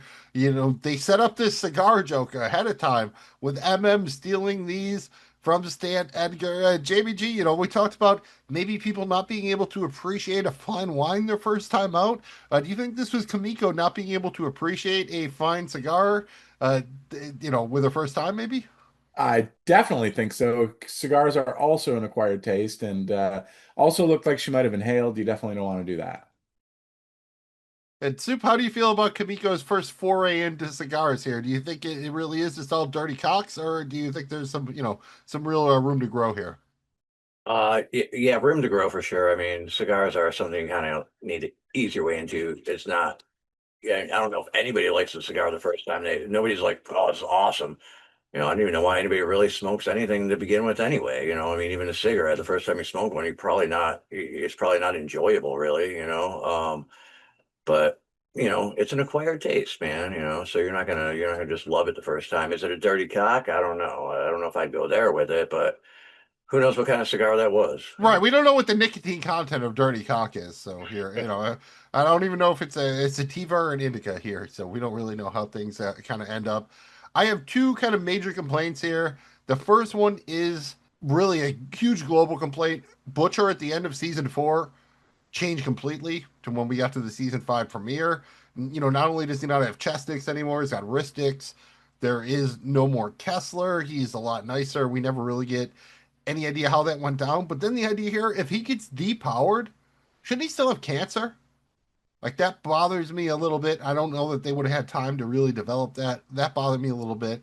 And then the idea of the virus. In the previous episode, in the penultimate episode, MM injects Sheline with a bunch of it. They don't worry about it being airborne, and all of a sudden it's back to being airborne again. So those are my two main complaints here. Not going to get too much into them. We talked about it a little already. Soup, how did you feel about Ryan ultimately rejecting Butcher? You know, Butcher's like, hey, we have no powers no more. We can go away, start over again. Did you like that Ryan rejected him? I think it was kind of, yeah, I think it was Ryan growing, it showed him growing up, you know, and, you know, becoming his own person. Is it a happy ending? No, but with Butcher, you're never going to get a happy ending. So I think it was justified. Jamie G, was it justified? Yes, you feel bad for Butcher here. I mean, there's a series of bad events that happen after Butcher gets his fulfills his goal of killing Homelander, right? Like this was just the start of it. I'm sure we'll get to Terror in a second, but I think it was the right move for Ryan. I think Ryan's been through a lot at a young age and realized that like he being around somebody, even though it's less bad than his dad, still isn't good, right? And I think Butcher's less bad than his dad, and Butcher actually, you know, cared for him a little bit, but he's still not good. So I thought there was some truth to that, and it probably was for the best for Ryan, honestly. This is a spot where there's no Ryan in the comics, but it plays better because Butcher can just never forgive the concept of Soups. Like at the end of the day, there must be no Soups, and here it just seems like he vacillates a little bit too much back and forth. But Jamie G, you mentioned it. There's not much worse double whammies than having your surrogate son tell you like, "Nah, I'm done," and then be like, "Well, at least I still got you, my faithful dog," and then seeing that your dog is dead. You know, I had talked about again. You know, if he loses Terror, what happens? But Soup, was this a little bit too much to do the double whammy of Ryan and then Terror dying like back to back like that? I mean, that's Bruce. It's harsh, but I think it's what Butcher, if you're gonna, Right, if you're gonna push him over the edge, it's got to if be he's harsh, gonna, I guess. yeah, I mean, it's gonna take a lot to get him to, you know, be on that kind of level. And the two things he probably cared about the most in the world, you know, aside from his ex-wife, and that would have been the third. But you know, I mean, from what we know of Butcher, he cared about Terror and he cared about Ryan. Well, then he didn't really give it, maybe Huey a bit, you know, but other than that, he didn't really care about much. You know, he was almost His heartless. last ties to humanity, really, right? If he's not doing it for Yeah, them, it's a what's he little bit doing of it for? humanity, you know, and God damn it, I hate seeing Terror go, man, you know, but Yeah, killing a dog again. That's what happens when well, they show you Old at Yeller in least third nobody grade. killed him. It seemed like a peaceful, Yeah, old age. I mean, may we all go peacefully in our sleep. yeah, and I'm not going to get into it, but I've seen that happen personally too, and it sucks. It's hard to, Yeah, there's never any good there's never any good way to kind of lose anyone in the family. Jamie G, we get obviously a definitive ending between Butcher and Huey here. It happens in Seven Tower. This is something similar to what happens in the comics, but the context is different. Did it make sense to you? Was this the proper way for Billy Butcher to go out? Yes, I guess. I hated that I didn't like this whole setup really, like, and now I'm like back to like it's like everything was fine. They won, right? Kind of. And then he's back to being pushed to this. I get that they had to do it. It really sucked that Terror died. He was just such a good boy, and I hate that. But I think it's fitting for that Huey had to do this. I mean, they were kind of together for better or worse. Huey was the only one that didn't fully give up on him ever. So I guess that was kind of a fitting cause here. And I think Butcher, in a weird way, was proud of him for doing it. It was kind of weird. I think Butcher was ready to go. His purpose had kind of been fulfilled. Oh, for sure, dude. And the whole terror situation is really like the last thing that pushed him over to that point.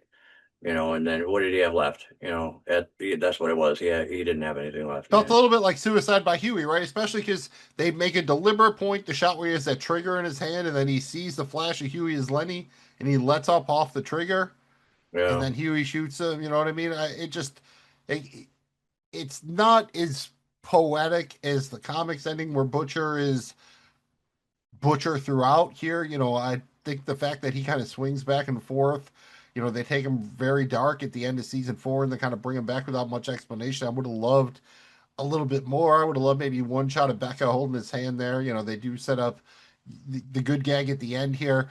I will give them credit. They move the setting here. This scene more or less takes place on the Empire State Building in the comics. I think it is much better suited to be where it is in Seven Tower, especially given how much time we spent there during the course of the series.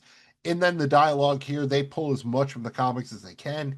It doesn't always work perfectly because they haven't been following the exact track. But I thought it landed for me. And at the end of the day, that's all that matters, right? So I think, this is Billy Butcher. If we thought Homelander had a properly kind of brutal and grievous death, like, Billy Butcher gets the bittersweet here death, right, Soup? I agree, man. I mean, he would. I think he had a lot of realization, and it was fitting. It was fitting. I don't really have any problems with the way that happened, like entirely, even with Huey having to do it, or him forcing Huey to do it. I think he did that whole shit with the virus on purpose to have Huey do it, because he was done. He was over it, Yeah, man. Suicide by Huey. Jamie G. Is this too weird to live? Too weird to live to too.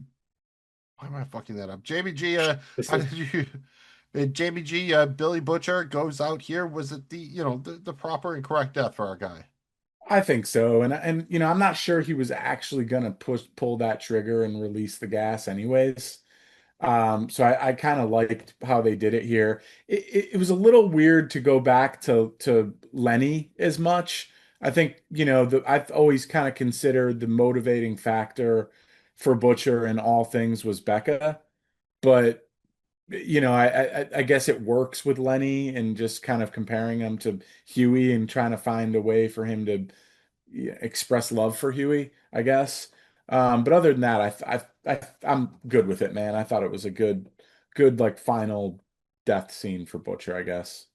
Yeah, just weird because Lenny was a big thing in season 3, and then they passed him over in favor of Kessler in season 4, and they kind of circled back around to it that way. So again, just some of the writing seems a little bit incongruous to me here, but we are up all the way to number 1 of the 7, and we have to talk about the final montage. And one of my favorite things, we love our girl OG Ashley, and we also know that in reality, one thing is very true: Congress can never be united on anything.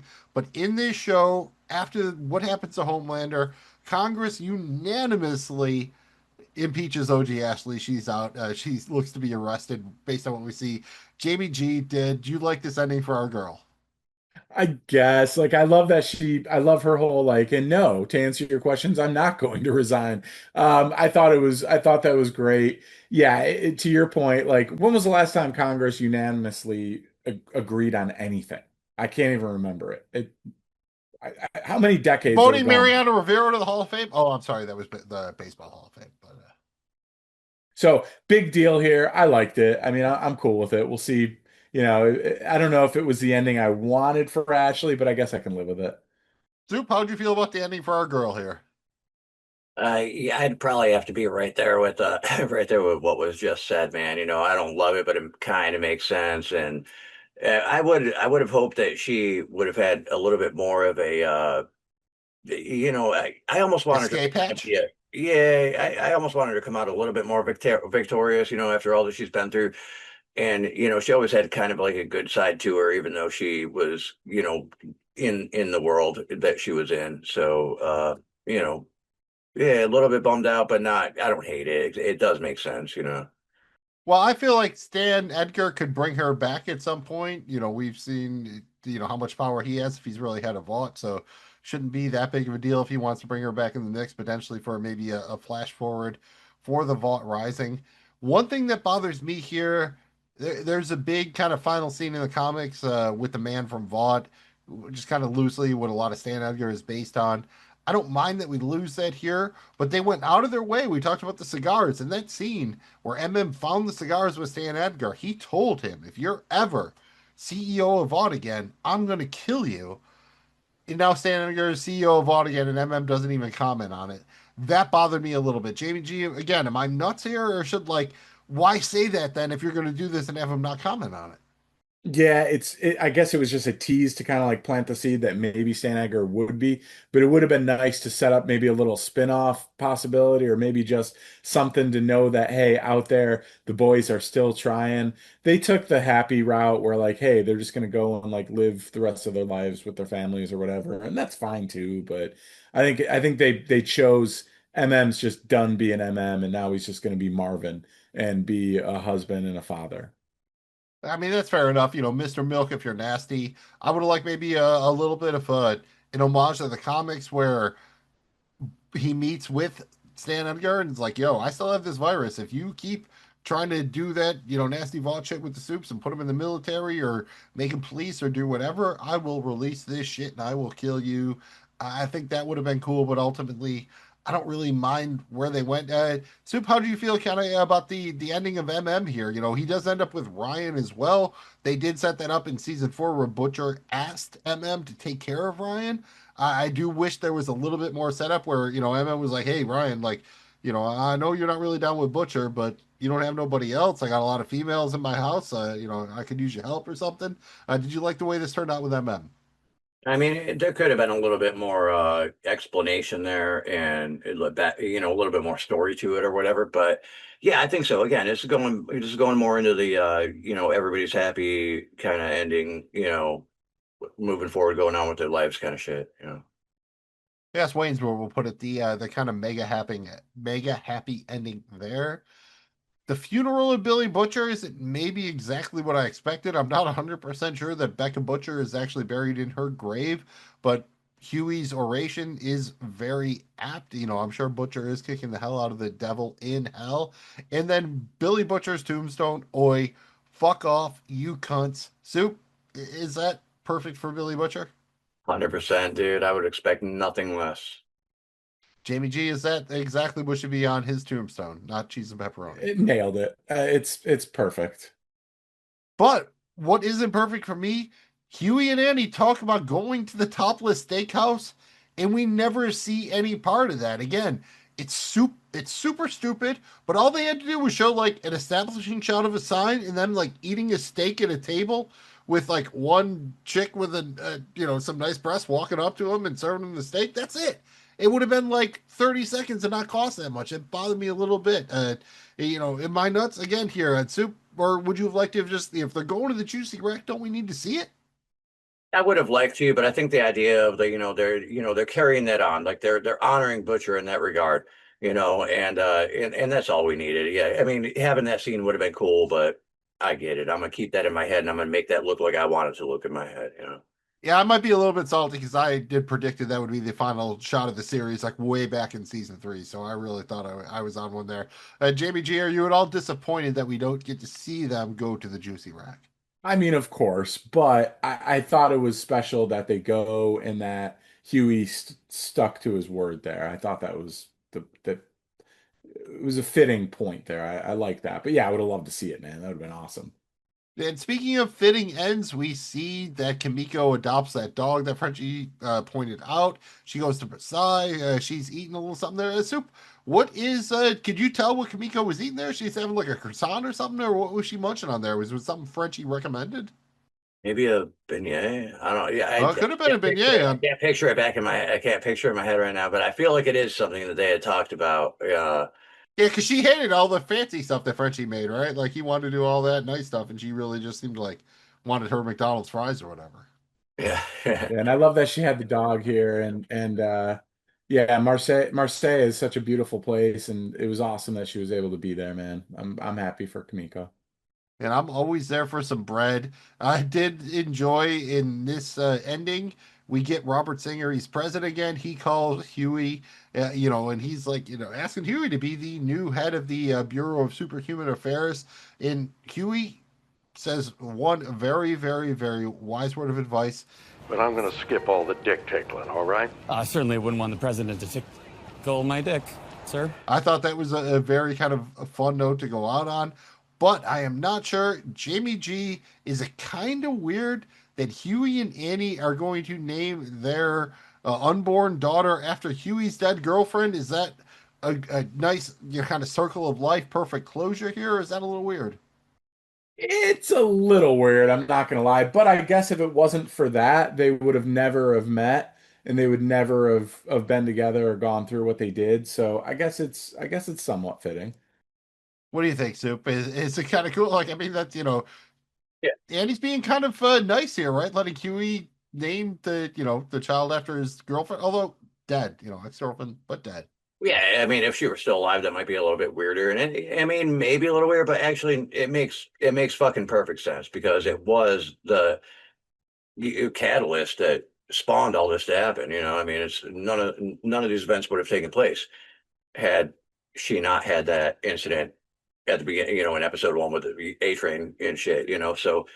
And to honor her memory and everything else. And yeah, it's not with her, it's with somebody else. But I think it makes sense. And I don't see really anything wrong with that, man. I think it's respectful and, probably very cool. To be fair, I think I like that a little better because the obvious thing would have been they were having a boy and they name it like William, right? And that would have been maybe a little bit too on the nose. And speaking of on the nose, we go out on Piano Man, kind of the most popular Billy Joel song. The final shot of the series is Huey looking up as Annie goes off to fight a crime in her Crocs. Jamie G, did you like the final shot here going out on Huey wearing his Billy Joel t-shirt with a little Piano Man kicking? I did. I'm not gonna lie. I like this. I thought it was when they decided to kind of wrap it up with this. I'm calling it the Go Happy montage here at the end, where you're kind of getting everybody. It was a positive outlook for really everyone that was left alive here, right? And so I was happy with that, man, with him looking up, smiling, like, yes, they went full circle with everything, but I thought it was a fitting way to go out. I'm okay with that. What do you think, Soup? Did you like going out in this final shot of Huey with the Piano Man blasting? Yeah, I don't know. I mean, I'm still on the fence about Piano Man being the one, but I think for this particular scene, it is. I'm still a little bit bummed out that we didn't get that full on big climax moment of Good Night Saigon, like maybe right after the battle or something. And, the whole we all go down together kind of shit. We did get a little Good Night Saigon tease like an episode or two ago, but I mean, Piano Man is fitting for that, or I mean, Captain Jack might have been fitting for that, or all right, well, let's save a little bit for the soundtrack, but I think overall we're all okay going out on Huey, right? I think because it felt kind of like it was the Butcher and Homelander show over the past couple of seasons, and it kind of circles back around. It felt initially like season 1 was more of a Huey season, so I guess it's fitting to kind of go out on him, right? That's kind of where it started. So yeah, absolutely. Guys, I think we're ready to get into the award tour for the series finale. And at our first stop, we're honoring The Departed. His soul and the souls of all the faithful departed. What was his name? The Departed. I think we've talked about most of The Departed pretty well already. Obviously, we had the O-Father, who I think deserved to die. I'm just not sure if MM could have really hung on to the holy ball gag there. I'm not sure where it is in terms of power scaling against the holy hand grenade, but you have to be careful against the crazy rabbits. The Deep dies. I like that the ocean killed him. He gets kind of the Caesar ending from the ocean. Just don't know that I am, excited about the idea that Annie threw Aquaman into the ocean, basically. And then obviously we have the two biggest deaths, maybe the two biggest deaths in the series, Homelander and Billy Butcher. Jamie G, these are our two big characters. Did you think they were both going to die in the finale? And was it satisfying as far as the endings that they got? I kind of was leaning that like if one dies, the other has to. I kind of felt like they were both going to die trying to kill each other. So I wasn't necessarily surprised that both died. I felt like they kind of had to here. Yes, I think I'm okay. There's just so many different ways they could have went. It's fun and easy to fascinate about how they could have did it differently, and I think that's a compliment to them, really. But I'm okay with how they both died. Soup, how do you feel about the departure from this series of the two of the biggest characters here, the Homelander and Billy Butcher? Obviously, Homelander's death was a lot more epic, or at least far more viewed than Butcher's. How do you feel about how these two went out? I think it was very, very well done, man. I mean, Homelander, his death ended in a battle or whatever, and it was good. It was graphic. It was justified. There was like, a little bit of, he was made to be human, and he had to feel that for a minute. And again, back to, I wish it would have lasted a little bit longer before he was fully taken out. But at the end of the day, that's what happened. Now, when we go to Butcher, he lost the few remaining threads he was hanging on to keep his humanity, and it brought him to a point where he really had nothing left to hang on to. So that made sense too. And I pretty much figured that both of them would not make it through this last episode. So I feel like that was, spot on, man. I was totally happy with. Yeah, they promised that in the season 3 premiere, right? When they went to the whole blood and bone thing back then, I think I would have been disappointed if this series ended and one of the Homelander Butcher was alive. I think they both had to go. Yeah, it makes sense for the show or for the story. I don't think there would have been a better way. Well, The Boys isn't a show that digs deep into the crates, but when they go for a needle drop, they usually nail it. Soup, you're a guy who knows a thing or two about nailing things and music. What do you have for us on the final edition of Soup on Soundtracks? I mean, there wasn't really much here other than Piano Man and whatever the song was over the end credits there. Flogging Molly, dude. Flogging if I Molly, ever great leave name. this world alive. Yeah, fantastic, man. And it fit. That was a fun, if you didn't watch it through, kind of a fun, behind the scenes kind of thing. I think it was pretty obvious we were going to get a Billy Joel song to go out on. I know he is the Piano Man. That is the most popular thing. I think there's a couple other ways they could have gone to Soup. I think you were pointing it out. You pointed out maybe kind of the final kind of stanza there of Goodnight Saigon, or at least kind of one of the later verses. Yeah, I would have liked that if it would have fit the moment, like in like a battle scene, and you get that, we all go down together, shit, or whatever, that would have been cool for like a real climatic moment in the show, and that part of that song is just so intense too. I like that we got a little bit of Goodnight Saigon because I did predict it, like, oh man, that would be great. So I like that we got a little teaser of it, like an episode or two ago. As far as Piano Man, that's great. It made sense, but I mean, as I said earlier, it could have been Captain Jack. It could have been, the River of Dreams. It could have been, well, could it have been Uptown Girl as she's flying away? It could have been Uptown. Oh, actually, they had already used Uptown Girl, haven't they? I see. Go get the Aqua Fresh. Okay. I think that would have worked. I actually kind of like Is that what you're going with, Jamie G? You're going with Uptown Girl. That's what I'm going with. Just given that last scene where he now is got a baby on the way with her and she's shooting up in the sky. Yeah, a little bit more of a hat. Yeah, I mean, that would have fit too. She's uptown. Yeah, man. That reminds me of Homer Simpson kind of doing the ironic thing with Uptown Girl in the Simpsons, but they've been around for like 700 episodes, so the Simpsons have pretty much done just about everything.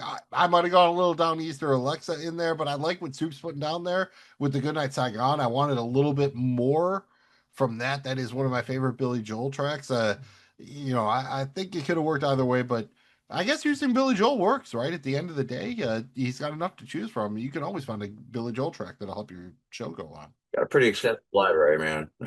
And the fact that that was like a quirk of Huey's as we were in season one, as we were getting to know Huey and everything, was like in this whole thing of introducing it to Annie and everything. I think it made a lot of sense. Next up on the award tour, we've got a few alternate episode titles.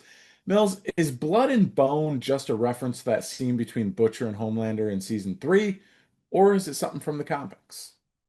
It is actually both. It is certainly a reference to a scene in the comics where Homelander basically says this, and the same thing happens in season three, episode one, the season three premiere. So it's pretty fitting when it's turned back upon its head here. Homelander was not sure that Butcher was going to show up to make sure they fulfill their bargain, and he does.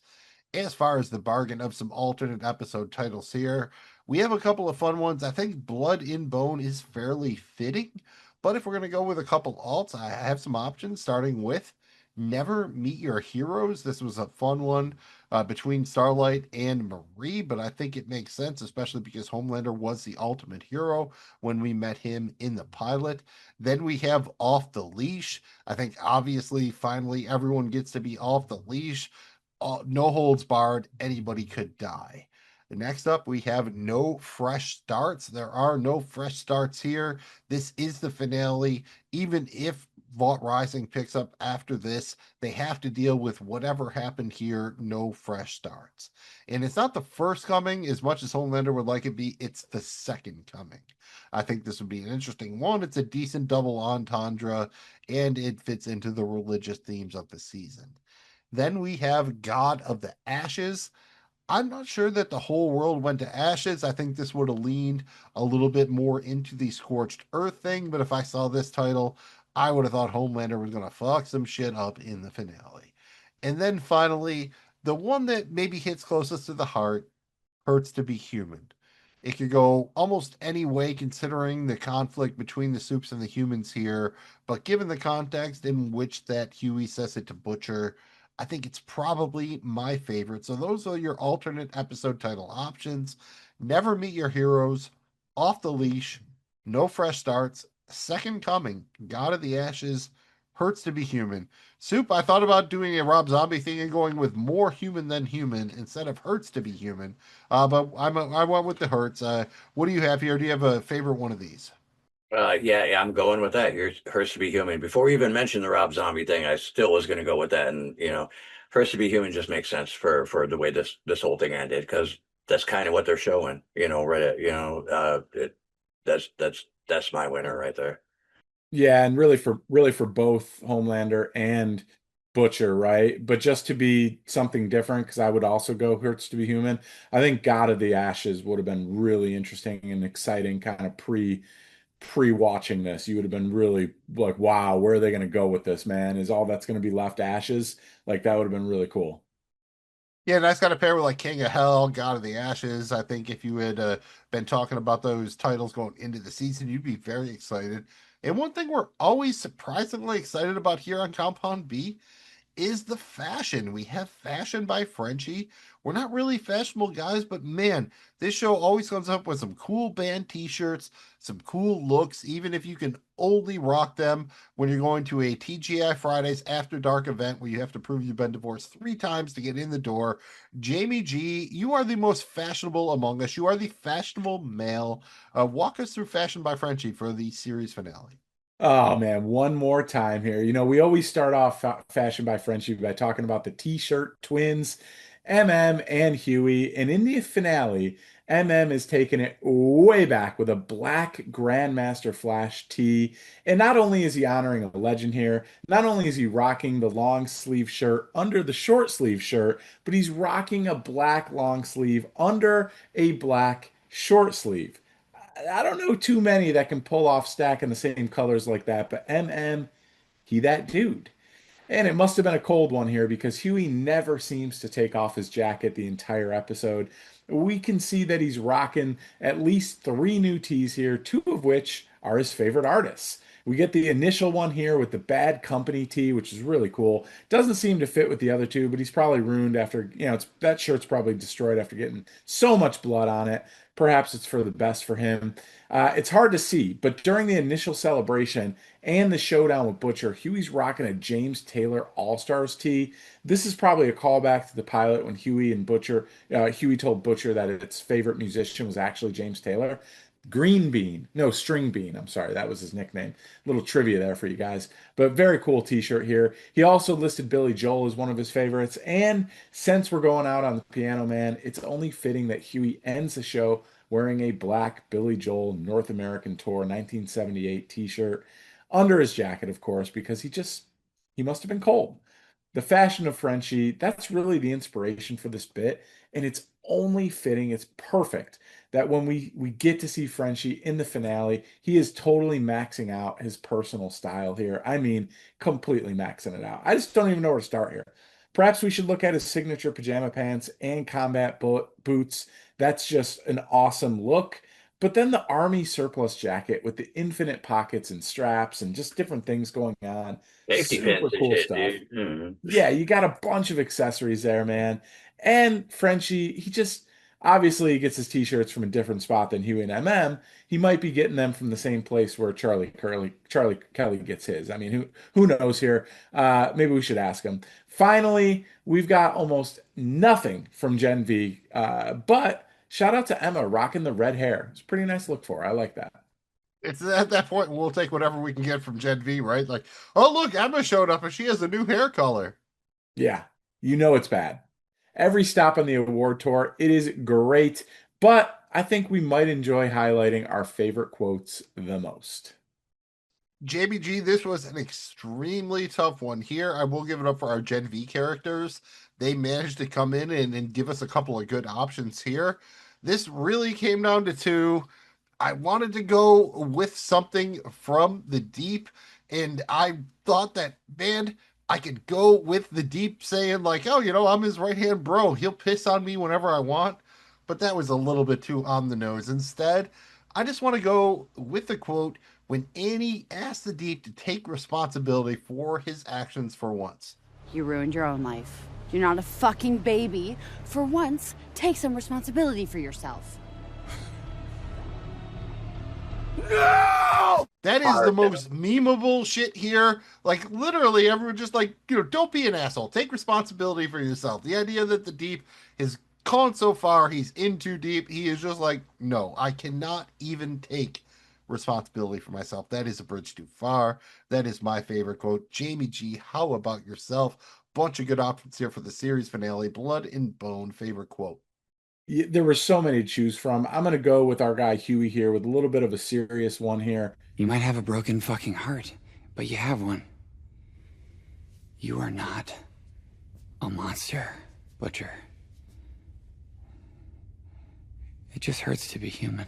And damn, if that's not the truth. More human than human, even. Soup, what do you have here? Are you going with one of the Gen V characters, or are you going to keep it OG?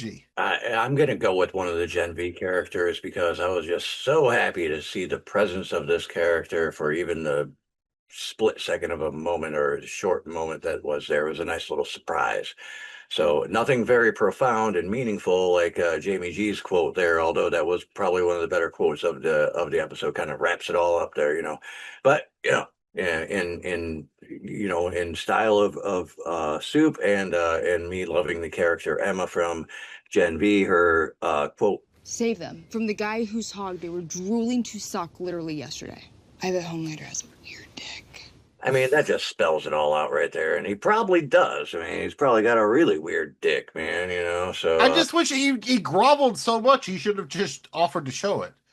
I'll show you my weird dick. You know, I'll he's show you my offering to weird eat the dick. shit. Like, I mean, you just throw that in there, right? I think that would have made it fit perfect. Again, that's like the tiny things. I don't have a real problem with the finale other than like I think there's just some potential left on the board here, like just with a few minor, minor tweaks here. Because would it really surprise us if Homelander had a weird dick? Because he certainly doesn't have that BD. I'll say that.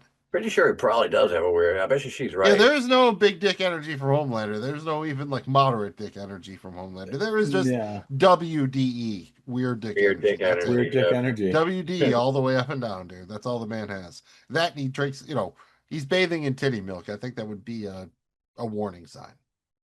Yeah, those aren't green flags, those are red flags. The award tour is picking up steam, and it's time to highlight our favorite and or craziest moments from Blood and Bone. We call these our double dams. Double down. Well, I mean, I'm just going to go right into it and say, it might be the most obvious, but it is the Homelander death scene, man. I did not think it would be that. I thought it would be a little bit more, a little bit more drawn out. Yeah. But just the way, it was good. It was graphic enough. It was done well, but I thought it'd be a little bit more drawn out. But just a crowbar through the forehead and then the wrenching her right off like that, man. I mean, it was graphic enough, but I mean, you wanted him to have a gruesome one, and that was pretty gruesome. So I thought that was solid. Somebody needs to just cut that into when his brains spill out into them eating the monkey brains in Indiana Jones and the Temple of Doom. I'm sure there's a good transition kind of cut you can do there. So it looks like someone's like eating Homelander's monkey brains. I think that would be fun. JBG, no monkey brains, but we do need your double dam. A dam and a dam. Just because it was so fitting, I just love the Deep's death scene. It was kind of like, oh shit, here it is.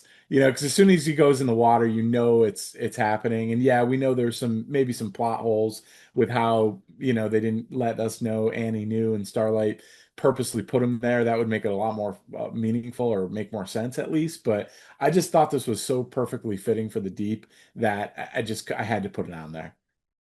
I thought there were 3 different times in this episode where somebody got like taken down to their lowest point. You have Ryan going at Homelander, you have Homelander going at the Deep, and then finally, my double dam, Homelander begging for his life.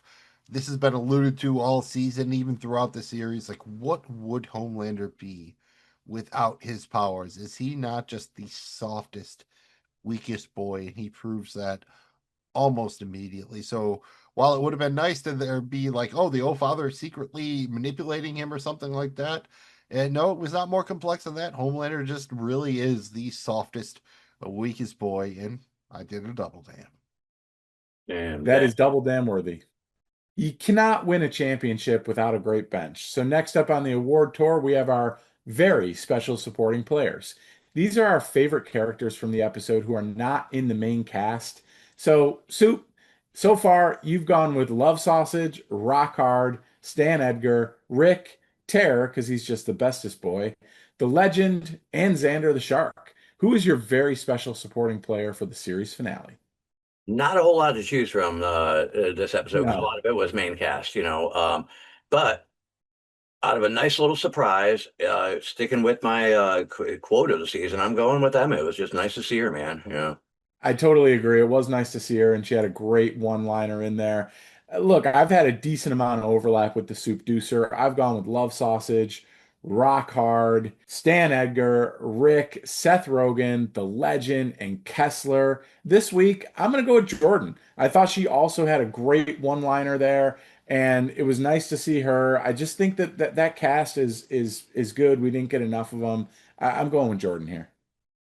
I have been mostly different than y'all. I did have to give it up for the Rock Hard. I've gone with the Worm, Rock Hard, Madeline Stillwell, Courtney Fortney, Adam Bork, the Legend. Obviously, we all love the Legend, and Kessler in the penultimate episode. Yeah, I'm just going to split the difference here. I'm going to cheat. Just give me the Gen V characters here. Between the 3 girls, we basically get 1 character worth of lines. Marie gets the most worthy emotional stuff. Jordan and Emma both get great one-liners, so I'm going to cheat. Just give me the Gen V cast here, Jamie G. I feel like I can just distill them all down into a single, very supporting character because they didn't really get that much to do. Yeah, and it's a series finale, so we'll let you ride with it. Why not? I like that. Next up on the award tour, we need to hand out the big trophy. So it's time to hear it for the boy or girl, our episode MVPs. So far you've had A Train, MM, Soldier Boy, Frenchie, Firecracker, remember her, Homelander, and Frenchie as your MVPs. Let's hear it for your boy or girl, your episode MVP for the series finale, Blood and Bone. It's a tough one because it could have been two or three right here that really deserved and earned it. So, but ultimately I decided on a character that I have not MVP'd yet this season, and that is Butcher. I just don't know what else to say. But Butcher is the MVP of the season, man. You know, I mean, of this episode anyway. Just too much. I don't know. His story, it wrapped up, it concluded, and then it fully ended. Like, you know, I don't know. He's the Alpha and the Omega. Like, it was Butcher's story at the beginning and kind of Butcher's, he got his revenge. And I don't know. Just like seeing things through Butcher's perspective a little bit through this episode made me really decide on him. And it's been at least a season since I even picked him. He used to be one of the top contenders every episode, and he came through this episode, man. So he's full on MVP. He definitely they killed Frenchie off, so you couldn't take him again. So couldn't take him again.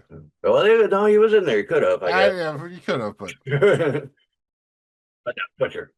Good call with Butcher Soup. So far, I've gone with Butcher, Frenchie, Ryan, Frenchie, Firecracker, the Legend, and Frenchie. I did the trifecta with Frenchie, but I'm also going with somebody I haven't used yet, and that's Huey. I think, watching this episode, it really kind of was Huey that held things together with the boys. He was kind of the glue. At times he was, seemed useless or whatever, but I really think he kind of held it together. His final scene with Butcher being the one that had to do that, and then ultimately kind of forming a life with Starlight here afterwards, gave me hope. I'm going Huey here, man. Dude, I like it. Huey the Gluey, dude. Huey the Gluey, dude. Huey Gluey in the news. He was one of my Huey Gluey contenders, in the too. news. Yeah, Huey the Gluey is one of my contenders too. Now I thought about Huey the Gluey before this. I might have went with Huey Joel. Huey Joel. I'm trying to work at some Billy Joel in there. Huey the All Gluey. right, so I have gone 8 Train, Frenchie, Soldier Boy, Annie, Firecracker, the Legend, and Frenchie. So I've also double Frenchied. I could go with Butcher. I could go with Huey. I think they're both worthy, but I'd like everyone to get some acknowledgement here. So give me the Homelander, dude. Anthony Starr, epic performance as Homelander. I unfortunately think he was so good. It's kind of like how good Anthony Hopkins was as Hannibal Lecter. Like in any other movie, they were just like, he's so good, we need more Hannibal Lecter. Despite the fact he could be so good in kind of limited spurts here, I think he maybe suffered a little bit, or the series suffered at least a little bit from too much Homelander, but Anthony Starr's Homelander was so good here. He is great to the end. I feel like I need to acknowledge him to make sure that we cover everybody, and he is as worthy. I know Wayne and Garth in front of Alice Cooper not worthy, but I think Anthony Starr's Homelander worthy. I think Billy Butcher worthy, Huey Campbell worthy. Everybody's as worthy as they want to be. It's the new version of the Two Live Crew. We'll go ahead and play closing time because we're approaching the end of the award tour, and the final stop is our episode grades. We grade every episode of The Boys on a scale of 0 to 100 Vought coins. Magnum Mills, how many Vought coins can you spare for the series finale of The Boys? This is very difficult. Thus far, I've gone 94, 89, 90, 86, 91, 90, 85. I docked the penultimate episode about 5 coins because I didn't feel that it delivered everything a penultimate episode should, despite the fact that the episode itself was good. I have the same kind of complaints here. I will put the episode a bit higher. I would say in a vacuum, if this was just a regular season finale, part of the problem is it still might be my least favorite series finale. So I would go about 92 in that case, but I have to knock it. I am going to knock it a full 10 here, so I'm going to go all the way down to 82 Volcoin. I think the series finale here is very serviceable. It's like, it's a solid B minus B. So that's where I'm going, 82 Volcoin. Jamie G, you've been pretty high on the season. You dipped a little bit in the previous episode. You've gone 93, 93, 94, 91, 92, 92, and 88 Volcoin. I know you have a decent poker hand if you're playing seven-handed. Outside of that, how many Volcoin can you spare for Blood and Blow in the series finale? I'm not going to be as low on it as you. I get those points, and it's probably valid. I'm gonna go out on a high note here. I'm giving it 92 Volcoins. Jamie G, I'm, at least in the same universe as you, but the Soup has been in the 90s universe throughout the season. He started out in the season premiere with 98 Volcoin. I agree with that. Probably my favorite episode this season. He's then gone 93, 91, 90, 93, 94, 90. Soup, are you living in the 90s like Alice in Chains and Soundgarden? Or are you living in the 80s like Alice in Chains and Soundgarden? You know what? I did go really high for that first episode, and I think they came out swinging really hard, and that definitely deserved it. Um, I know a lot of people are going to not like the finale, and people always hate a series finale.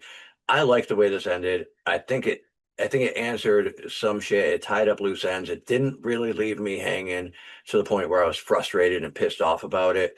I was pretty satisfied with the way the show ended. So and there were little things like, oh, we can nitpick all day about, the situation with the Deep, or, these questions weren't answered here or there.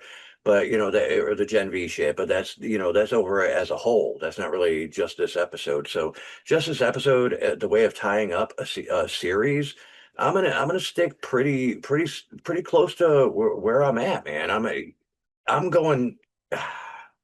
I'm giving it a 94. 94 is where it's at on this, because a lot of times I hate when something ends and they don't answer or leave me pissed off. This one didn't really leave me pissed off, so 94. I'm all right with being a little bit lower than you two. Soup, I think that's a good point. Like, were you pissed off at the ending? I don't know that I was. Would I have liked something different, or do I think they left a couple things out or took some shortcuts? Yeah, but was I pissed? I don't think so. Nor was I. I would think I was just a little bit like disappointed in that. I think there was potential here for this to be a great finale that they left on the table. So it was just more like a good or medium finale. So that's why there's meat on the bone. The BB minus. Like, if I thought this was the best they could do given the circumstances, I would grade it higher. But I really think here, with just some minor changes, I really think they could have, just knocked it out of the park, at least taken it up a tier or two. So that's kind of why I'm at where I'm at. I had to question this a little bit, because at this point in the season, you're on the last episode, and now going through it, there's no way you could advance the characters in Gen V to make any significant shit. It wouldn't make sense, to kind of just squeeze it in right at the end. So taking the whole Gen V element out of it, that's the only thing that really upset me over this whole season, really. So if I take that element away, everything else was pretty much legit as far as I'm concerned. Like, I wasn't really, you know what I mean? I was pretty satisfied with the way it wrapped up. As far as the series finales goes, I think it was all right, man. So it's getting a good grade for me, man. Well, none of us are really like that far off. I mean, even I'm in like the low 80, like, and that's just because like mostly technical reasons. Like, we can get into this on our series wrap up, but in a vacuum, if I had to guess, this is my least favorite season finale. So at least, at that, it's got to come in behind the other season finales. Sure. Okay. That makes sense. And it was hard for me to differentiate between wrapping this up. Yeah, context is really hard here, because we're doing a show about this. We obviously all like all of the episodes here, so it's one of those things where there's never a bad episode, so you're just kind of debating between at the worst like a B minus, and at the best an A plus. So there's it's a small kind of range that we have to kind of live in here, unless it's obviously bad. But this is not obviously bad. It's just a little bit divisive, but that's fine. That's what it was always going to be, probably. No, it's the boys, and when we do it, that's where I had trouble, differentiating between it, like, as a whole, or just this episode. Because we'll do our season wrap up, or our entire series wrap up, on the next episode. But this is just this episode, So that's right. And if nothing else, this is not like Poison the Well. There have occasionally been a bad enough series finale like, oh, I would never go back and rewatch that. People might put Game of Thrones in that stratosphere, but in this case, in worst case scenario here, it's a little bit lackluster. It's not like, oh, you can't rewatch the series because of this finale. So I think the hate has gone too far in that regard, right, Jamie G? 100%. And before we move on, one thing we'd like to do is to figure out if this episode of The Boys was a soup. What would the particular soup style be? A soup? It could be a soup, a stew, whatever. It's up to you. Scooby-Doo, what do you have for us? If blood and bone was a soup or a stew, what would it be? Initially, I was thinking, man, because this was, as comforting of a wrap up as you could be as far as in a boys universe. So whatever, I think when comforting and satisfying, the classic fucking chicken noodle, man. But because it's the boys and because it's abstract and weird, it's not just chicken noodle. We're doing a little bit different. We're going chicken and wild rice, man. Chicken and wild rice. This is the perfect segue for us because normally here we would take time to make predictions and speculate about the next episode, but sadly, we've run out of track. And shout out A-Train. Magnum Mills, what is coming up next on Compound B? We are going to get into the Vought Rising. We are already talking about the first look. There will be a teaser, I'm assuming sometime before we get out of the calendar year 2026. It will be dropping in 2027. I think we are still going to be here from that. We've had a good time doing this. So that's pretty much the deal. I would love to say we're going to go back and cover the first 2 seasons of The Boys, which we haven't talked about yet in depth, episode per episode. We might get there. It might take 10 years. So make sure you subscribe to the channel. It's probably the easiest way to make sure that you don't miss anything. And we really appreciate you making sure that you didn't miss this episode of Compound B, a show about The Boys. Once again, we are presented by Regular Dudes Watch Stuff. You can find our content wherever you get podcasts and on the YouTube. You can find us on social media at Dudes Watch Stuff and on the World Wide Web at dudeswatchstuff.com. Very simple, very easy to remember, just like those flaps. FLAPS. Follow, like, and please subscribe. If you've had the fun, make sure that you touch the thumb. I am Magnum Mills. I am here with Jamie G and the Soupdeucer, and there is one final task, Soupdeucer. This falls to you. You have to tell us what the B in Compound B stands for after this episode. After this particular episode of The Boys, the series finale, the B in Compound B is going to stand for bereft, because regular dudes are now and henceforth bereft of the boys.